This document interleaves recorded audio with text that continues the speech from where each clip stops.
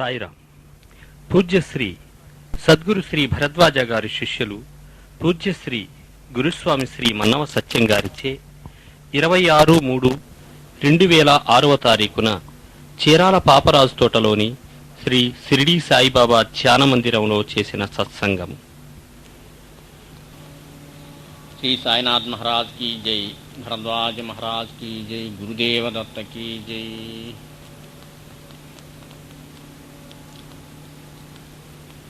మనం ఈరోజు మళ్ళీ ఈ సద్గురుమూర్తుల చెంత ఇలా కూర్చొని సత్సంగం చేసుకుంటున్నాం అంటే అదంతా కూడాను ఆ సద్గురుమూర్తుల కృప. అందుకని వాళ్ళని మనం మళ్ళీ కృతజ్ఞతాపూర్వకంగా ఒకసారి తలుచుకుందాం. శ్రీ సాయినాథ్ మహారాజ్ की జై, భరద్వాజ మహారాజ్ की జై, గురుదేవ దత్త की జై. కిందసారి సత్సంగంలో మాస్టర్ గారు చెప్పినటువంటి ధ్యానం గురించి చెప్పినటువంటి మాటలు చెప్పుకున్నాం. తర్వాత కోపం గురించి ఎలా తగ్గించుకోవాలి మాస్టర్ చేసినటువంటి సూచనలు అవి కూడా అవన్నీ చెప్పుకున్నాం కిందసారి. ఇవాళ మళ్ళీ శాంతి దీపం సిద్ధి. ఈ విశాల ప్రపంచం ప్రేమ శాంతి లేక బ్రతుకును బరువుగా చేసే అమానుషత్వపు సముద్రమైతే సిరిది చక్కని శాంతి ద్వీపం. అలాంటి శాంతి ద్వీపాన్ని మన హృదయంలో స్థాపించుకోవటానికి ఈ సత్సంగాలన్నీ మనం చేసుకుంటున్నాము. సుమారు 150 సంవత్సరాల కిందటి మాట. ఎందరో మహానుభావులకు పుట్టిలైన మన దేశంలోని అతి చిన్న గ్రామమైన సిద్ధిలో మొట్టమొదటిగా పరమాత్మ సాయిబాబా మానవాళికి కనిపించారు. మన దేశం ఔన్నత్యం అంతా దేనిలో ఉందంటే ఈ ఆధ్యాత్మికవేత్తలు ఎక్కడ ఉన్నారు ప్రపంచం మొత్తం మీద అంటే భారతదేశంలోనే ఆధ్యాత్మికవేత్తలు లభిస్తారు. అందుకని విదేశీల వాళ్ళంతా కూడాను వెతుక్కుంటూ ఇక్కడికే వస్తారు. ఇప్పుడు కాదు రావటం కాదు. ఇప్పుడు మనకి ఎక్కడ పట్టిన ఆశ్రమాల్లో ఫారినర్స్ కనిపిస్తుంటారు. ఇప్పుడు ఈ కొత్తగా కనిపించడం కాదు, పూర్వకాలం నుంచి కూడాను మన విశ్వవిద్యాలయాల్లోకి విద్య నేర్చుకోవటానికి, తర్వాత తపస్సుల దగ్గరికి వెతుక్కుంటూ అందరూ మొదటి నుంచి కూడాను పశ్చిమ దేశాల వాళ్ళు వాళ్ళ దేశాల వాళ్ళు మన దగ్గరికి వస్తూనే ఉన్నారు. దేనికోసం అంటే ఆధ్యాత్మికత దొరికేది భారతదేశంలోనే కాబట్టి దానికోసం వెతుక్కునే వాళ్ళంతా కూడాను ఇక్కడికి రావటం తరతరాలుగా జరుగుతూనే ఉంది. ఎన్నో వేల సంవత్సరాలు బట్టి కూడా వాళ్ళు ఇక్కడికి వస్తూనే ఉన్నారు ఈ విద్య కోసం అని చెప్పండి, ఈ ఆధ్యాత్మిక విద్య కోసం అని. అందుకని మన దేశం యొక్క గొప్పతనం ఏంటంటే ఆధ్యాత్మికవేత్తలకి పుట్టిల్లు ఇది. సుమారు 150 సంవత్సరాల కిందటి మాట. ఎందరో మహానుభావులకు పుట్టినలేని మన దేశంలోని అతి చిన్న గ్రామమైన సిద్ధిలో మొట్టమొదటగా పరమాత్మ సాయిబాబా మానవాళికి కనిపించారు. మహాత్ములు పుట్టినిల్లు ఇది, ఎక్కడ మన దేశమే. అత్యంత మహోన్నతమైన సంఘటనలు అతి సామాన్యంగా అతి నిశ్శబ్దంగా జరిగిపోతూ ఉంటాయని చెప్పుకున్నాము. కిందసారి బాబా అవతరణ ఎంత నిశ్శబ్దంగా జరిగిపోయిందో, ఎంతో వేల సంవత్సరాలు తపస్సు చేస్తే గానీ దైవం మన ముందుకొచ్చి నిలవడు. అట్లాంటిది ఎవరికి తెలియకుండా నిశ్శబ్దంగా ఒక ఉదయం నాడు బాబా అవతరించాడు. వేప చెట్టు కింద సిద్ధి ప్రజలకు కనిపించాడు. అంత నిశ్శబ్దంగా అంత ఈజీగా జరిగిపోయింది అనమాట బాబా అవతరణ. అత్యంత మహోన్నతమైన సంఘటనలు అతి సామాన్యంగా అతి నిశ్శబ్దంగా సాగిపోతూ ఉంటాయని చెప్పుకున్నాము. ఒకరోజు ఉదయమే సిరిది గ్రామపు బయట గల వేప చెట్టు కింద ఒక అందమైన బాలుడు సిరిది ప్రజలకు కనిపించాడు.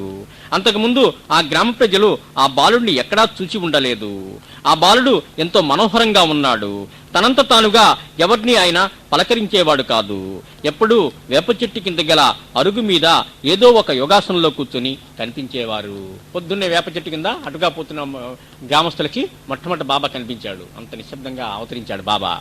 ఆ తర్వాత మహల్సాపతి చూడటం, 2-3 కాశీనాథ్ వీళ్ళు చూడటం, వీళ్ళు చనువుగా బాబా దగ్గర ఉండటం తర్వాత జరిగింది. మొట్టమొదట కనిపించిన తర్వాత ఆయన ఎప్పుడు యోగంలోనే ఉండేవాడు. ఎప్పుడు కళ్ళు మూసుకుని కూర్చోటమే ఎక్కువ, ఏదో యోగాసనంలో, రాత్రి పగలు కూడాను. ఒక అందమైన బాలుడు సిద్ధి ప్రజలకు కనిపించాడు. రూపం మాత్రం చాలా మనోహరంగా ఉండేది అనమాట ఆయన బాబా రూపం. అంతకుముందు ఆ గ్రామ ప్రజలు ఆ బాలుని ఎక్కడా చూచి ఉండలేదు. ఆ బాలుడు ఎంతో మనోహరంగా ఉన్నాడు. తనంత తానుగా ఎవరిని ఆయన పలకరించేవాడు కాదు. ఎప్పుడూ వేప చెట్టు కింద అరుగు మీద ఏదో ఒక యోగాసనంలో కూర్చొని కనిపించేవారు. మహాత్ములు ఎట్లా కూర్చున్నా సరే అది ఒక యోగాసనం అయి ఉంటుంది అనమాట. ఖచ్చితంగా వాళ్ళ శరీరం అట్లాగే కూర్చుంటుంది, యోగాసనంలోనే కూర్చుంటుంది. మామూలుగా వాళ్ళు ఎప్పుడు కూర్చోరు. మాస్టర్ గారు కూడా అంతే. మాస్టర్ గారు ఒకప్పుడు చెప్పారు, నా పోజు ఏదైనా సరే ఒక యోగాసనం అని చెప్పారనమాట. మహాత్ములు అట్లా కూర్చుంటారు. వాళ్ళ కూర్చోవడం అమరికే అట్లా ఉంటుంది అనమాట. అది ఈ వేప చెట్టు కింద అరుగు మీద ఏదో ఒక యోగాసనంలో కూర్చొని కనిపించేవారు. గనగనమండే కుంపటి నిప్పు వంటి మిట్ట మధ్యాహ్నపు మండుటంలో సహితము నీడ కోసం పరుగులు తీయక ఆ చిన్న వేప చెట్టు కింద అలాగే కూర్చుని ఉండేవారు. ఇప్పుడు పెద్ద చెట్టులాగా కనిపిస్తుంది. బాబా వచ్చినప్పుడు బహుశా చిన్న చెట్టుగా వాళ్ళది వేప చెట్టు అంటే నీడ ఒకవైపే పడుతూ ఉండుంటుంది బహుశాను. అట్లాగే వెంకటేశ్వర స్వామి పందిరి అంటారు. వెంకటేశ్వర స్వామి కూడా ఒక కర్రకి ఒక తాటే కట్టుకునేవాట. ఎప్పుడు తను కూర్చునేటప్పుడు నీడగా ఉండటాని కోసం. సూర్యుడు అట్లా నడుస్తున్న కొద్దీ ఆ చెట్టు నీడ అవతల ఎక్కడ పడుతుంటుంది, ఈయన మాత్రం ఎండలోనే ఉంటాడు. అట్లాంటిది వెంకటేశ్వర స్వామి పందిరి అంటారు. దాని నీడ మన నెత్తి మీద పడదు, పందిరి పైన ఉంటుంది. కానీ అట్లాగే వేప చెట్టు కింద కూడా చిన్న చెట్టు మొట్టమొదటి అయి ఉంటుంది బహుశా, ఇప్పుడు చాలా పెద్దగా కనిపిస్తుంది. అందుకని నీడ స్థిరంగా శిరస్సు మీద పడుతుందని నమ్మకం లేదనమాట. చెట్టు కింద కూర్చున్నారు అంతే, నీడ ఆయన మీద పడుతుందో లేదో తెలియదు. వీళ్ళు అట్లా ఉంటారు. ఆ గనగనం అంటే కుంపటి నిప్పు వంటి మిట్ట మధ్యాహ్నపు మంచుటెండలో సహితము నీడ కోసం పరుగు తీయక ఆ చిన్న వేప చెట్టు కింద అలాగే కూర్చుని ఉండేవారు. గడగడ వడికించే ఎముకలు కొరికే చల్లో సైతము ఆయన తమ ధనించే కప్ని తప్ప వెచ్చదనాన్నిచ్చే షట్టలు కానీ, రగ్గులు కానీ, గొంగళీని కానీ, దుప్పటి కానీ కప్పుకునేవారు కాదు. జోరున కురిసే వర్షంలో నాంతూ ఎండుతూ అలానే కూర్చునేవారే కానీ ఎటైనా వెళ్లాలనే తలంపే ఆయనకు లేకపోవటం అందరినీ ఆశ్చర్యపరిచేది. 4 చినుకులు పడంగానే గబుక్కున పంచవెత్తుకోట్లా మనం బాబా అలా చేసేవాడు కాదు. అట్లాగే వాళ్ళలో తలుస్తూనే కూర్చునేవాడు. వాళ్ళ శరీరం యోగయుక్తమైన శరీరం కాబట్టి ఆ శీతోష్ణాలను కూడా తట్టుకునే స్థితిలో ఉంటుందన్నమాట. అది జోరున కురిసే వర్షంలో నాంతూ ఎండుతూ అలాగే కూర్చునేవారే కానీ ఎటైనా వెళ్లాలని తలంపే ఆయనకు లేకపోవటం అందరినీ ఆశ్చర్యపరిచేది. పగటిపూట కాలక్షేపం కోసం కానీ లేక మరే అవసరార్థం కానీ ఆయన ఎవరినీ కలిసేవాడు కాదు. ఒక రోజు 2 రోజులు ఇంట్లో కూర్చుంటే 3వ రోజున బయటికి వెళ్ళాలనిపిస్తుంది మనకి. ఇంట్లో ఎక్కువ రోజులు అట్లా కూర్చోలేం మనం. కానీ ఈయన ఏ కాలక్షేపం కోసం కూడా ఎక్కడికి వెళ్ళేవాడు కాదు. కన్ను పడుచుకున్న కానరాని గాఢ అంధకారంలో కూడా ఆయన ఏ భయము లేకుండా అక్కడే తపస్సులో కూర్చుని ఉండేవారు. నిరంతర తపస్సు, రాత్రి పగలు కూడాను. గురుభక్తిని ఎన్నడూ విడవరాదని మనకు నేర్పించాలని కాబోలు ఆయనకు ఆ గురుస్థాన్ పైన అంతటి ప్రేమ. గురుస్థానాన్ని ఎప్పుడు వదలకూడదని చెప్తారనమాట. శరీరకంగా కానీ మనసులో కూడా ఎప్పుడు గురుస్థానాన్ని వదలకూడదు. అందుకని అది నేర్పడానికి బాబా ఆ వేప చెట్టుని ఆశ్రయించుకొని అక్కడే ఉండేవాడు ఎప్పుడును. గురుభక్తిని ఎన్నడూ విడవరాదని మనకు నేర్పించాలని కాబోళ్ళు ఆయనకు ఆ గురుస్థాన్ పైన అంతటి ప్రేమ. గురుస్థాన్ పైన ఆయన ఎందుకు నిలిపాడంటే గురుభక్తి ఎప్పుడు విడవకూడదు అని మనకి నేర్పడానికి. చూడటానికి ఆ బాలుడు 16 సంవత్సరాల పిల్లవాడిగా కనిపించేవాడు. ఇంత చిన్న వయసులో అంతటి వైరాగ్యం అతనికి ఎలా అబ్బిందా అని అందరూ ఆశ్చర్యపోయేవారు. 16 సంవత్సరాల పిల్లవాడు ఎలా ఉంటాడు? అట్లా కూర్చోటం అనేది చూడరు. యోగంలో కూర్చోటం అంత చిన్న వయసులో చాలా అరుదనమాట. అందుకని ఆశ్చర్యంగా చూసేవారు. ఈ పిల్లవాడు ఎవరి పిల్లవాడు, ఏ ఊరి నుంచి ఇక్కడికి వచ్చాడు అని గ్రామస్తులందరూ ఆ ప్రాంతమంతా విచారించినా కూడా ఎవరు ఆ పిల్లవాడు మా ఊరి వారు అని చెప్పలేదు. గ్రామస్తులు అడుగుతుంటారుగా, అక్కడ ఇతర గ్రామాల వాళ్ళు వచ్చినప్పుడు ఈ పిల్లవాడు ఎక్కడన్నా మీరు ఇంతకుముందు చూశారా అని చెప్పి అడిగితే ఎవరు కూడా చెప్పేవాళ్ళు కాదు. ఆ ప్రాంతమంతా విచారించినా కూడా ఎవరు ఈ పిల్లవాడు మా ఊరివాడు అని చెప్పలేదు. ఇంతకుముందు ఇతను మాకు తెలుసు అని ఎవరూ చెప్పలేదు. 60 సంవత్సరాలు ఆయన చివరిదాకా కూడాను ఎవరు కూడాను ఆయన ఆచూకీ ఇంతకుముందు ఎక్కడున్నాడు అని ఆచూకీ చెప్పలేకపోయారు ఎవరును. ఎవరికి ఆయన ఎవరో తెలియదు, ఎక్కడి నుంచి వచ్చాడో తెలియదు. ఒకసారి గ్రామ ప్రజలంతా అతీత శక్తులు గల ఒక గణాచారిని ఆ బాలుని విషయం ఏమిటో చెప్పమని అడిగారు. అప్పుడు ఆ గణాచారి ఒక గడ్డ పలుకు తెప్పించి వేప చెట్టు కింద తవ్వించాడు. అక్కడ తవ్వితే వేప చెట్టు కిందగా భూమిలోకి మెట్లు కనిపించాయి. మెట్ల వెంటనే పోగా లోపల ఒక గుహ కనిపించింది. ఆ గుహలో 4 ప్రమిదలతో దీపాలు వెలుగుతున్నాయి. అక్కడ ఏవో పూజా ద్రవ్యాలు, తిని వదిలేసిన పదార్థాలు కూడా కనిపించాయి. అప్పుడప్పుడు గణాచారి, దైవం పుడతారు, గణాచారులని గ్రామంలో ఉంటుంటారు. వాళ్ళని అట్లాంటి సందర్భంలో వాళ్ళకి దివ్య శక్తులు ఉంటాయి. ఒక టైంలో వాళ్ళకి అట్లా వస్తుంటాయి. అట్లా ఉన్నప్పుడు వాళ్ళని అడిగారు గ్రామస్తులు. అడిగితే ఆయన తెవ్వించాడు, చెట్టు కింద తెవ్వించాడు. చెప్పేటప్పటికే లోపలంతా కూడాను వేరే విధంగా ఉంది. గుహ, వెలుగుతున్న దీపాలు, అక్కడ ఎవరో తపస్సు చేసుకున్నట్టు, యోగానుష్ఠానం చేస్తున్నట్టు చిహ్నాలన్నీ కూడాను దానిలో కనిపించాయి. మొన్నటి దాకా ఇప్పుడు కూడా ఆ పలకట్లా ఎత్తుగా పెట్టి ఉంచేవాళ్ళు. వేప చెట్టు కింద చిన్న విగ్రహం ఉంటుంది. ఆ విగ్రహం ముందు మెట్లు అంతా ఉండేటట్టుగా ఇలా ఏటవాలుగా ఉండేది పలక. ఇప్పుడు అంతా సరి చేశారు. లోపలికి మెట్లు మనకి అటు సందులో నుంచి కూడా కనిపిస్తూ కూడా ఉండేవి మొన్నటి దాకా కూడాను. ఆ గుహ కింద గుహ ఉంది. ఒకసారి గ్రామ ప్రజలంతా అతీత శక్తులు గల ఒక గణాచారిని ఆ బాలుడి విషయం ఏంటో చెప్పమని అడిగారు. అప్పుడు ఆ గణాచారి ఒక గడ్డ పలుపు తెప్పించి వేప చెట్టు కింద తవ్వించాడు. అక్కడ తవ్వితే వేప చెట్టు పక్కగా భూమిలోకి మెట్లు కనిపించాయి. మెట్ల వెంటనే పోగా లోపల ఒక గుహ కనిపించింది. ఆ గుహలో 4 ప్రమిదలలో దీపాలు వెలుగుతూ ఉన్నాయి. అక్కడ ఏవో పూజా ద్రవ్యాలు, తిని వదిలేసిన పదార్థాలు కనిపించాయి. తిని వదిలేసిన పదార్థాలు అంటే అప్పుడే ఎవరో బయటకు వచ్చినట్టు, అవన్నీ జపం చేసుకొని ఆహారం తీసుకొని ప్రసాదం తీసుకొని బయటకు వచ్చినట్టుగా ఉంది అనమాట అక్కడంతా. ఇక్కడే ఈ బాలుడు 12 సంవత్సరాలు తపస్సు చేశాడని ఆ గణాచారి చెప్పాడు. గ్రామస్తులు ఆశ్చర్యపోయారు. గణాచారి చెప్పింది నిజమేనా? నువ్వు ఇక్కడ 12 సంవత్సరాలు తపస్సు చేశావా? అక్కడి నుంచి బయటికి ఎలా వచ్చావు అంటే పిల్లవాడు 16 సంవత్సరాల పిల్లవాడిగా కనిపిస్తున్నాడు కదా, అందుకని 12 ఏళ్ళు తపస్సు చేశాడంటే 4 సంవత్సరాల వయసులోనే ఆయన తపస్సు కూర్చొని ఉండాలి. నువ్వు 16 సంవత్సరాల వాళ్ళగా కనిపిస్తున్నావు, మరి నువ్వు 4 సంవత్సరాల పసి వయసులోనే ఇక్కడ తపస్సులో కూర్చున్నావా? నీకు ఆహారం ఎవరిచ్చారు? ప్రమిదలు అంతకాలంగా ఎలా వెలుగుతూ ఉన్నాయి అంటూ గ్రామస్తులు 1,00,000 ప్రశ్నలు ఆ బాలుని అడగటం మొదలుపెట్టారు. గుహలో మూసి ఉన్న గుహలో అప్పుడే తవ్వితే లోపల వెలుగుతున్న దీపాలు ఎలా కనిపిస్తాయి? అదంతా ఆశ్చర్యకరమైన విషయం అనమాట. అదంతా చూసి గ్రామస్తులు ఆశ్చర్యపోతున్నారు. ఈ పిల్లవాడు వేప చెట్టు కింద కూర్చోవటం ఏంటి, అక్కడ తవ్వితే లోపల ఈ వెలుగుతున్న దీపాలు కనిపించటం ఏంటి, పూజా ద్రవ్యాలన్నీ ఉండటం ఏంటి, ఇదంతా ఒక దిగ్భ్రాంతికి గురైనారన్నమాట. ఇంత ఏంటి ఇక్కడ అసలు ఏమున్నదని చెప్పినాను. నీకు ఆహారం ఎవరిచ్చారు? ప్రమిదలు అలా అంతకాలంగా ఎట్లా వెలుగుతూ ఉన్నాయి అంటూ గ్రామస్తులు 1,00,000 ప్రశ్నలు ఆ బాలుని అడగటం మొదలుపెట్టారు. ఎవరొచ్చినా ఇదే విషయం బాలుడితో. ఆ బాలుడు ఏమీ చెప్పక అది తన గురుస్థానమని, ఆ గుహను అలాగే మూసి ఉంచి భద్రంగా పవిత్రంగా చూడవలసింది అని చెప్పి గ్రామం వదిలి ఎటో వెళ్లిపోయాడు. గ్రామస్తులు అలాగే చేసి ఆ ప్రదేశాన్ని గురుస్థానంగా వ్యవహరించసాగారు. ఏ బాలుడు ఈ ప్రశ్నలు ఎక్కువైతే కొన్నాళ్ళు అట్లా తిరిగి మళ్ళీ వద్దాం అనుకున్నాడు. మరి అక్కడి నుంచి చిన్నగా తప్పించుకొని వెళ్ళిపోయాడు అనమాట. తర్వాత కొన్నాళ్లకు సిరిదిలోని ఊరు బయట గల గ్రామదేవత ఖండోబా మందిరం దగ్గరే ఒక మర్రి చెట్టు కింద ఒక పెళ్లి బృందంతో పాటు బండిలోంచి కిందకి దిగుతూ ఉంటే ఖండోబా ఆలయ పూజారి మహల్సాపతి ఆయన్ను చూచి ఇంతకు ముందు వేప చెట్టు కింద కొన్నాళ్లు ఉండి మరలా ఎటో వెళ్లిపోయిన బాలపక్కిని గుర్తుపట్టి దగ్గరికి వచ్చి సాయి సుస్వాగతం అని గ్రామంలోకి ఆహ్వానించాడు. కొన్నాళ్లు అట్లా కనుమరుగైపోయిన తర్వాత మళ్లీ సిరిది ప్రజలకు కనిపించింది వేప చెట్టు ఇక్కడ మళ్లీ ఖండోబా ఆలయం దగ్గర. అప్పటి నుంచి మరలా ఆ బాలపకీరు వేప చెట్టు కిందే ఉండసాగాడు. సాయి స్థితి ఎవరికి అంతుపట్టేది కాదు. వైరాగ్యమే మూర్తి భవించి సాయిగా అవతరించేదా అనిపించేది ఆయన చూస్తుంటే. అంతేగా తపస్సులో కూర్చున్న వాళ్ళని చూస్తే ఏమైపోతుంది, పూర్ణ వైరాగ్యమూర్తిగా మనకు కనిపిస్తారు తపస్సులంతా కూడా, ఋషులంతా కూడాను. వాళ్ళకి మా బాహ్యమైనటువంటి ఉపకరణాలు ఏమీ లేకుండా ఆత్మానందంలో ఉంటారు కాబట్టి మనం చూడంగానే వీళ్ళు వైరాగ్యపూర్ణమైన వాళ్ళని తెలుస్తుంది మనకి. సాయి స్థితి ఎవరికి అంతుపట్టేది కాదు. వైరాగ్యమే మూర్తి భవించి సాయిగా అవతరించిందా అనిపించేది ఆయన చూస్తుంటే. కాళ్లతో తన్నినా నాగళ్లతో దున్నినా తనను అనేక రకాల అవమానించిన ఓరిమి వహించి మనకు నిలబట్టడానికి చోటు, మన మనుగడకు ఆహారం ఇచ్చే తల్లి భూమి వలె సాయి ఆ సిరిది గ్రామస్తులు మహల్సాపతి వలె మహాత్ముడిని గుర్తించి సేవించినా లేక బాలాభాటి వలె పిచ్చివాడని తలిచి దూషించినా ఓరిమి వహించి తన దినచర్య కొనసాగించుకునేవారు. ఓరిమికి అన్నిటికంటే ఓరిమి ఎక్కువ ఎవరికని చెబుతారంటే భూదేవికి ఓరిమి ఎక్కువ అని చెబుతారు. ఎందుకంటే మనం చేసే పనులన్నింటి నుండి ఓర్చుకొని మనకి నిలవటానికి నీళ్ళు ఇస్తున్నది కాబట్టి అంత ఓర్పు ఉన్నటువంటి దేవత ఇంకొకటి లేదని చెబుతారన్నమాట. ఓరిమి అని ఎవరి దగ్గర నేర్చుకోవాలంటే అన్నిటికంటే ఓరిమి ఎవరికి ఎక్కువ అంటే భూదేవికే ఓరిమి ఎక్కువ. మనం కాళ్ళు పెట్టి అన్ని చేస్తుంటాం దానిలో మనకి పైగా ఏంటి, భూదేవి లేకపోతే మనకి ఒక క్షణం కూడా మన మనుగడ సాగించలేము. ఎందుకంటే ధాన్యం పండేది అక్కడి నుంచే, మనకి నీళ్లు వచ్చేది భూమిలోంచే. ముఖ్యమైనటువంటి రెండు ఆహారం నీరు మనకు భూదేవి ప్రసాదిస్తుంది. అయినప్పటికీ మనం ఏం చేస్తామంటే పనికిరాని మన చెత్తంతా కూడాను భూదేవి మీద మనం వేస్తుంటాం. అయినా ఓర్చుకుంటుంది, తవ్వినా ఓర్చుకుంటుంది. అన్ని అంత ఓర్పు భూదేవికి అని చెబుతారనమాట. ఓర్మికి గొప్ప అన్నిటికంటే ఓరిమి కలిగి ఉన్నది భూమాత. నాగళ్లతో దున్నిన తన అనేక రకాల అవమానించిన ఓరిమి వహించి మనకు నిలబట్టడానికి చోటు, మన మనుగడకు ఆహారం ఇచ్చే తల్లి భూమి వలె. అవమానించినటువంటి భూదేవిని ఎట్లా అవమానిస్తున్నాం మనం? చెత్తంతా నెత్తి మీద ఇట్లా అదనమాట అవమానం నా దృష్టిలో.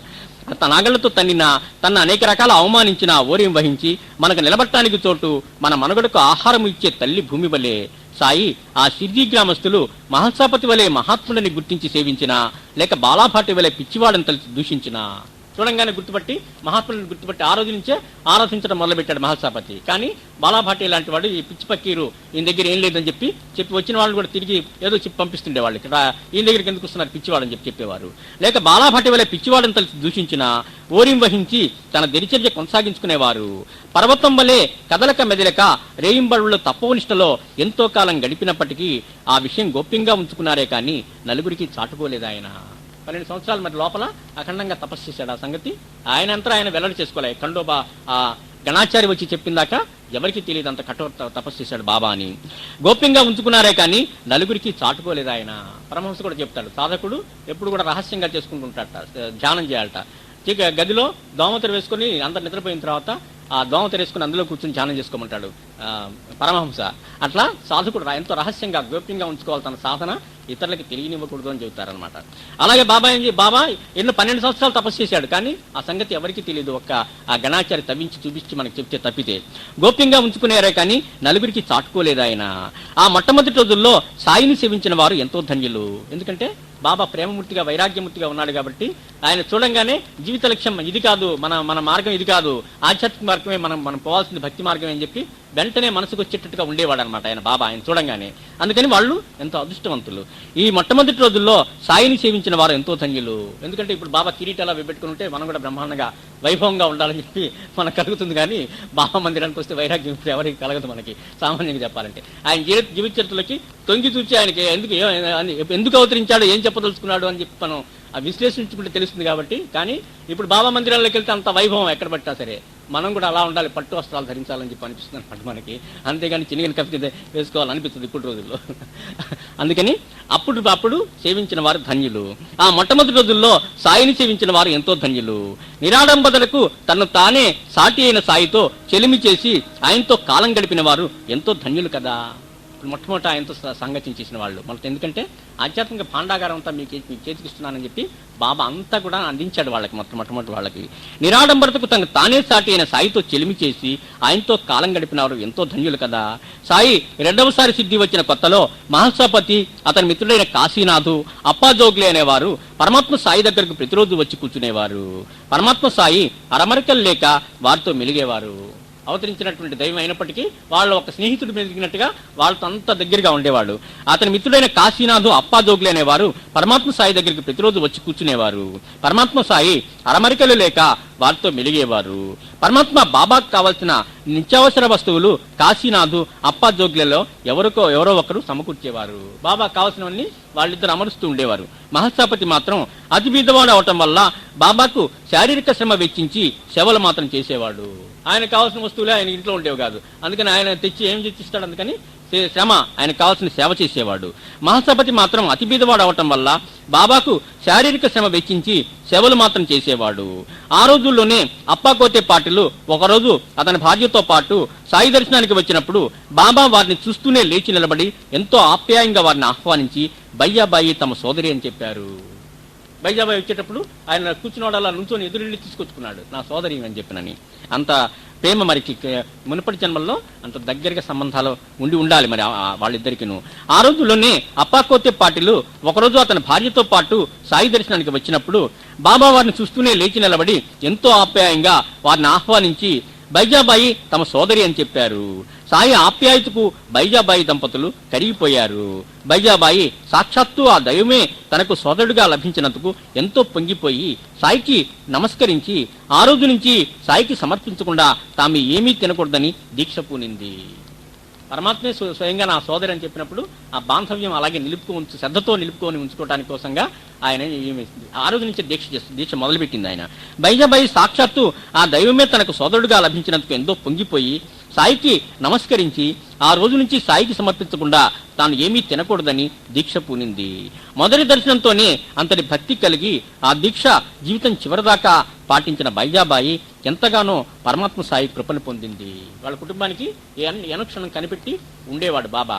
అందుకని తాత్యాని చివరిదాకా కూడా కనిపెట్టి ఉంటాడు ఆమెకి మాట ఇచ్చినట్టుగా.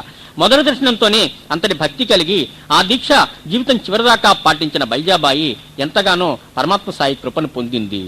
ఇంతకు ఆ రోజుల్లో పరమాత్మ సాయికి కావలసిన నిత్యావసర వస్తువులు ఏవయ్యా అంటే, ఆయనకు చిలిం తాగే అలవాటు ఉండేది కనుక చిలిం తాగటానికి కోసం కొంచెం పొగాకు, ఒక అగ్గిపెట్టె, కొంచెం నీరు అవసరమయ్యేవి కాబోలు.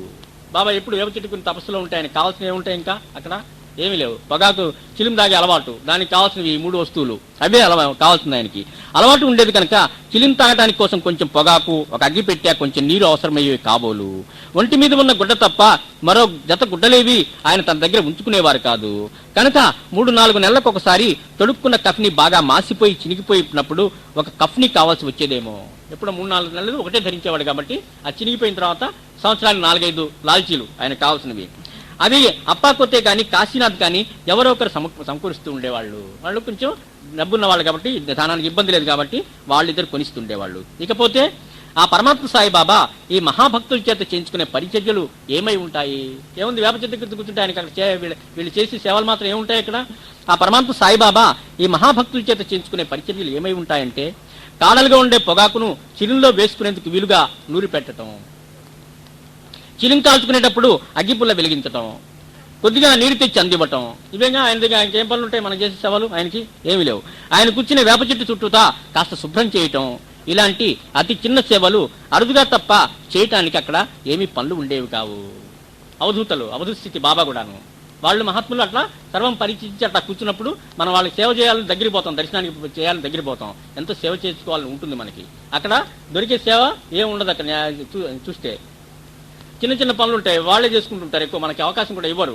అలాంటప్పుడు మనం ఏంటి, అక్కడ కూర్చొని ఎదురు చూస్తూ ఉండాలి, ఏం అవకాశం వస్తుందా వాళ్ళ సేవ చేయటానికని ఎదురు చూస్తూ ఉండాలి. మాస్టర్ గారు చెప్పినటువంటి 9-10 మంది అవధూత దగ్గరికి మాస్టర్ గారు పంపించినప్పుడు ఇదే చెప్పేవాళ్ళు, కూర్చొని ఎదురు చూడాలి.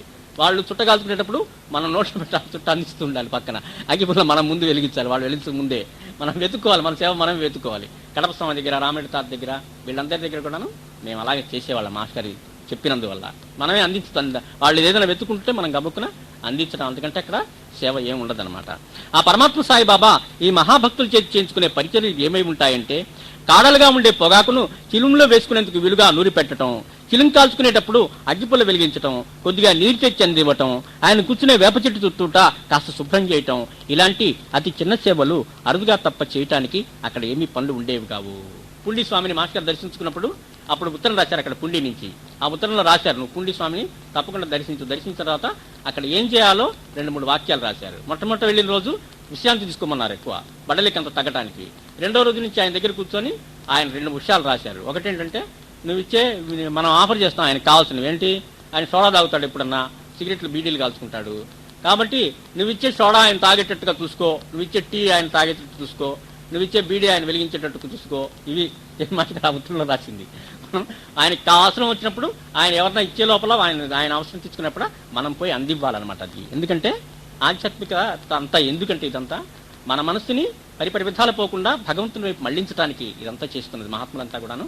మాస్టర్ లాంటి వారు అవతారి కార్యం వాళ్ళది ఏంటంటే, మన మనస్సుని ఎడదోవ పట్టకుండా భగవంతుడి వైపు భక్తి మార్గంలోకి తిప్పటం అవతారి కార్యం. దానికి ఒకటి ఉంటుందిగా, మనకి ఎక్కడే మొదలు పెట్టాలి, అది అటువైపు పోతున్నాడు, భగవంతుడు దూరంగా పోతున్నాడు, వాడిని ఇటు తిప్పాలి. మహాత్ములంతా చేసే ఆలోచించే దానికోసం ఎప్పుడు పనిచేసేది వాళ్ళు, దానికి ప్రార్థన వాళ్ళ అవతారికరం అంతా దానికోసమే.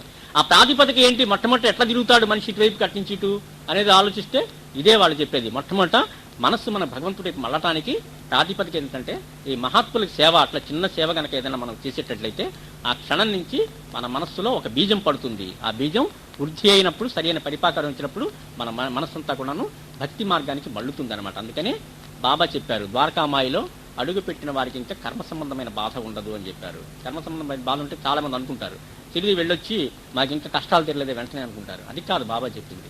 ఇలాంటి బీజం పడుతుంది బాబా యొక్క అక్కడ సేవ చేసినందు వల్ల. మనం వెళ్ళి అక్కడ కొంతమంది ద్వారకామాయిలో చీపుడు తీసుకుని శుభ్రం చేస్తుంటారు, అక్కడంతా చేస్తుంటారు, బాబా ఫోటోకి అన్ని అందిస్తుంటారు. ఫోటో అయినా బాబా ఉన్నాడు అనుకొని కొబ్బరికాయ తీసుకెళ్ళి ఒకటి నైవేద్యం పెట్టడం ఇవన్నీ చేస్తుంటామని బాబాకి అవన్నీ ఆయన స్వీకరిస్తాడు. బాబా ఆ స్వీకరించినప్పుడు ఏమవుతుందంటే, మనకి కర్మ సంబంధమైన బాధలు తొలగటానికి, చెడ్డ కర్మ ఇంకా తగులుకోకుండా ఉన్నది హాయిగా ఖర్చు అయ్యేటట్టు కావాల్సినటువంటి బీజం పడుతుందన్నమాట. ఆ బీజం ఏమవుతుందంటే ఎప్పటికైనా మనకి ముక్తినిస్తుంది. ఆ బీజం అక్కడ అడుగు పెట్టిన వాళ్ళకి, ఇవాళ కాదు రేపైనా సరే వాళ్ళు భక్తి మార్గంలో పురోగతి సాధించి బాబా ఏది ఆశించాడో అది పొందగలిగేటట్టుగా చేస్తుందన్నమాట. అక్కడ అడుగు పెట్టినట్టయితే అది ప్రాతిపదిక.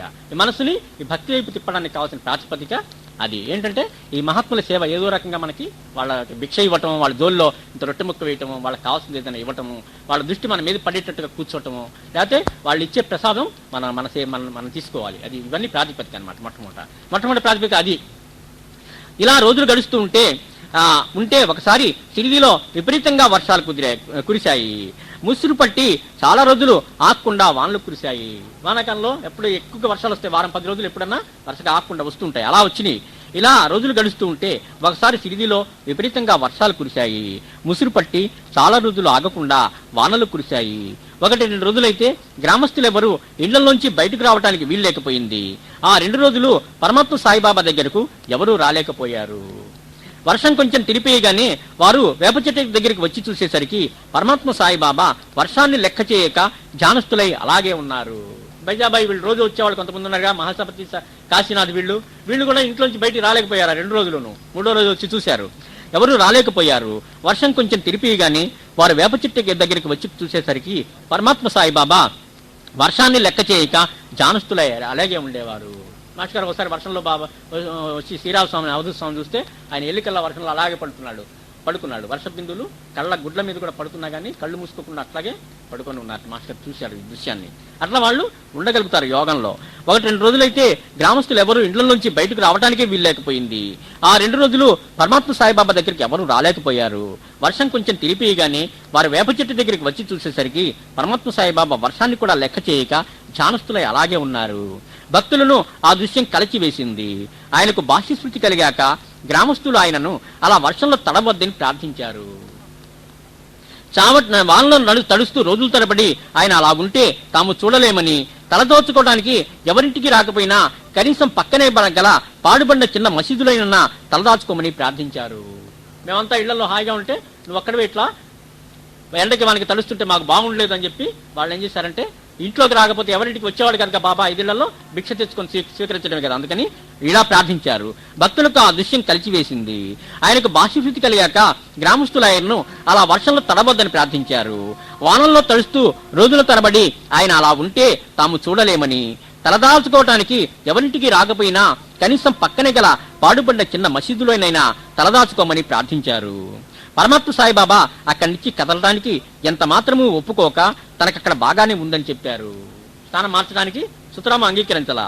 అయితే గ్రామస్తులే చొరవ తీసుకుని బాబా జబ్బలు పట్టుకుని లేవ తీసుకుపోయి ఆ చిన్న మసీదులో కూర్చోబెట్టారు. అలాంటి కుదరదని చెప్పి ఎత్తుకుపోయి అక్కడ కూర్చోబెట్టారు బాబాని మొట్టమొదటిసారి ద్వారకామాయిలో. వారు చొరవ తీసుకొని బాబా జబ్బలు పట్టుకుని లేవ తీసుకుపోయి ఆ చిన్న మసీదులో కూర్చోబెట్టారు. ఆ మసీదు ఒక చిన్న మట్టి కట్టడము. అప్పటికే అది చాలా భాగం శిథిలమైపోయింది. నేలంతా గోతులుగా ఉండేది. మసీదు కప్పు ఏ క్షణానైనా కూల్తుందేమో అన్నట్టుగా ఉండేది. వేప చెట్టు కంటే కొంత వేప చెట్టు కూలటం కూడా ఉండదు. ఎందుకంటే ఎక్కువ వర్షం వస్తే ఆ నెత్తి మీద కూలేటట్టుగా ఉండేది, అంత ప్రమాదకరంగా కూడా ఉండేది. ఆ మసీదు ఒక చిన్న మట్టి కట్టడము. అప్పటికే అది చాలా భాగం శిథిలమైపోయింది. నేలంతా గోతులుగా ఉండేది. మసీదు కప్పు ఏ క్షణానైనా కూల్తుందేమో అన్నట్టుగా ఉండేది. మసీదుకు ముందు కొద్దిగా ఖాళీ జాగా ఉండేది. మట్టితో కట్టినవేగా అప్పుడు అక్కడంతాను.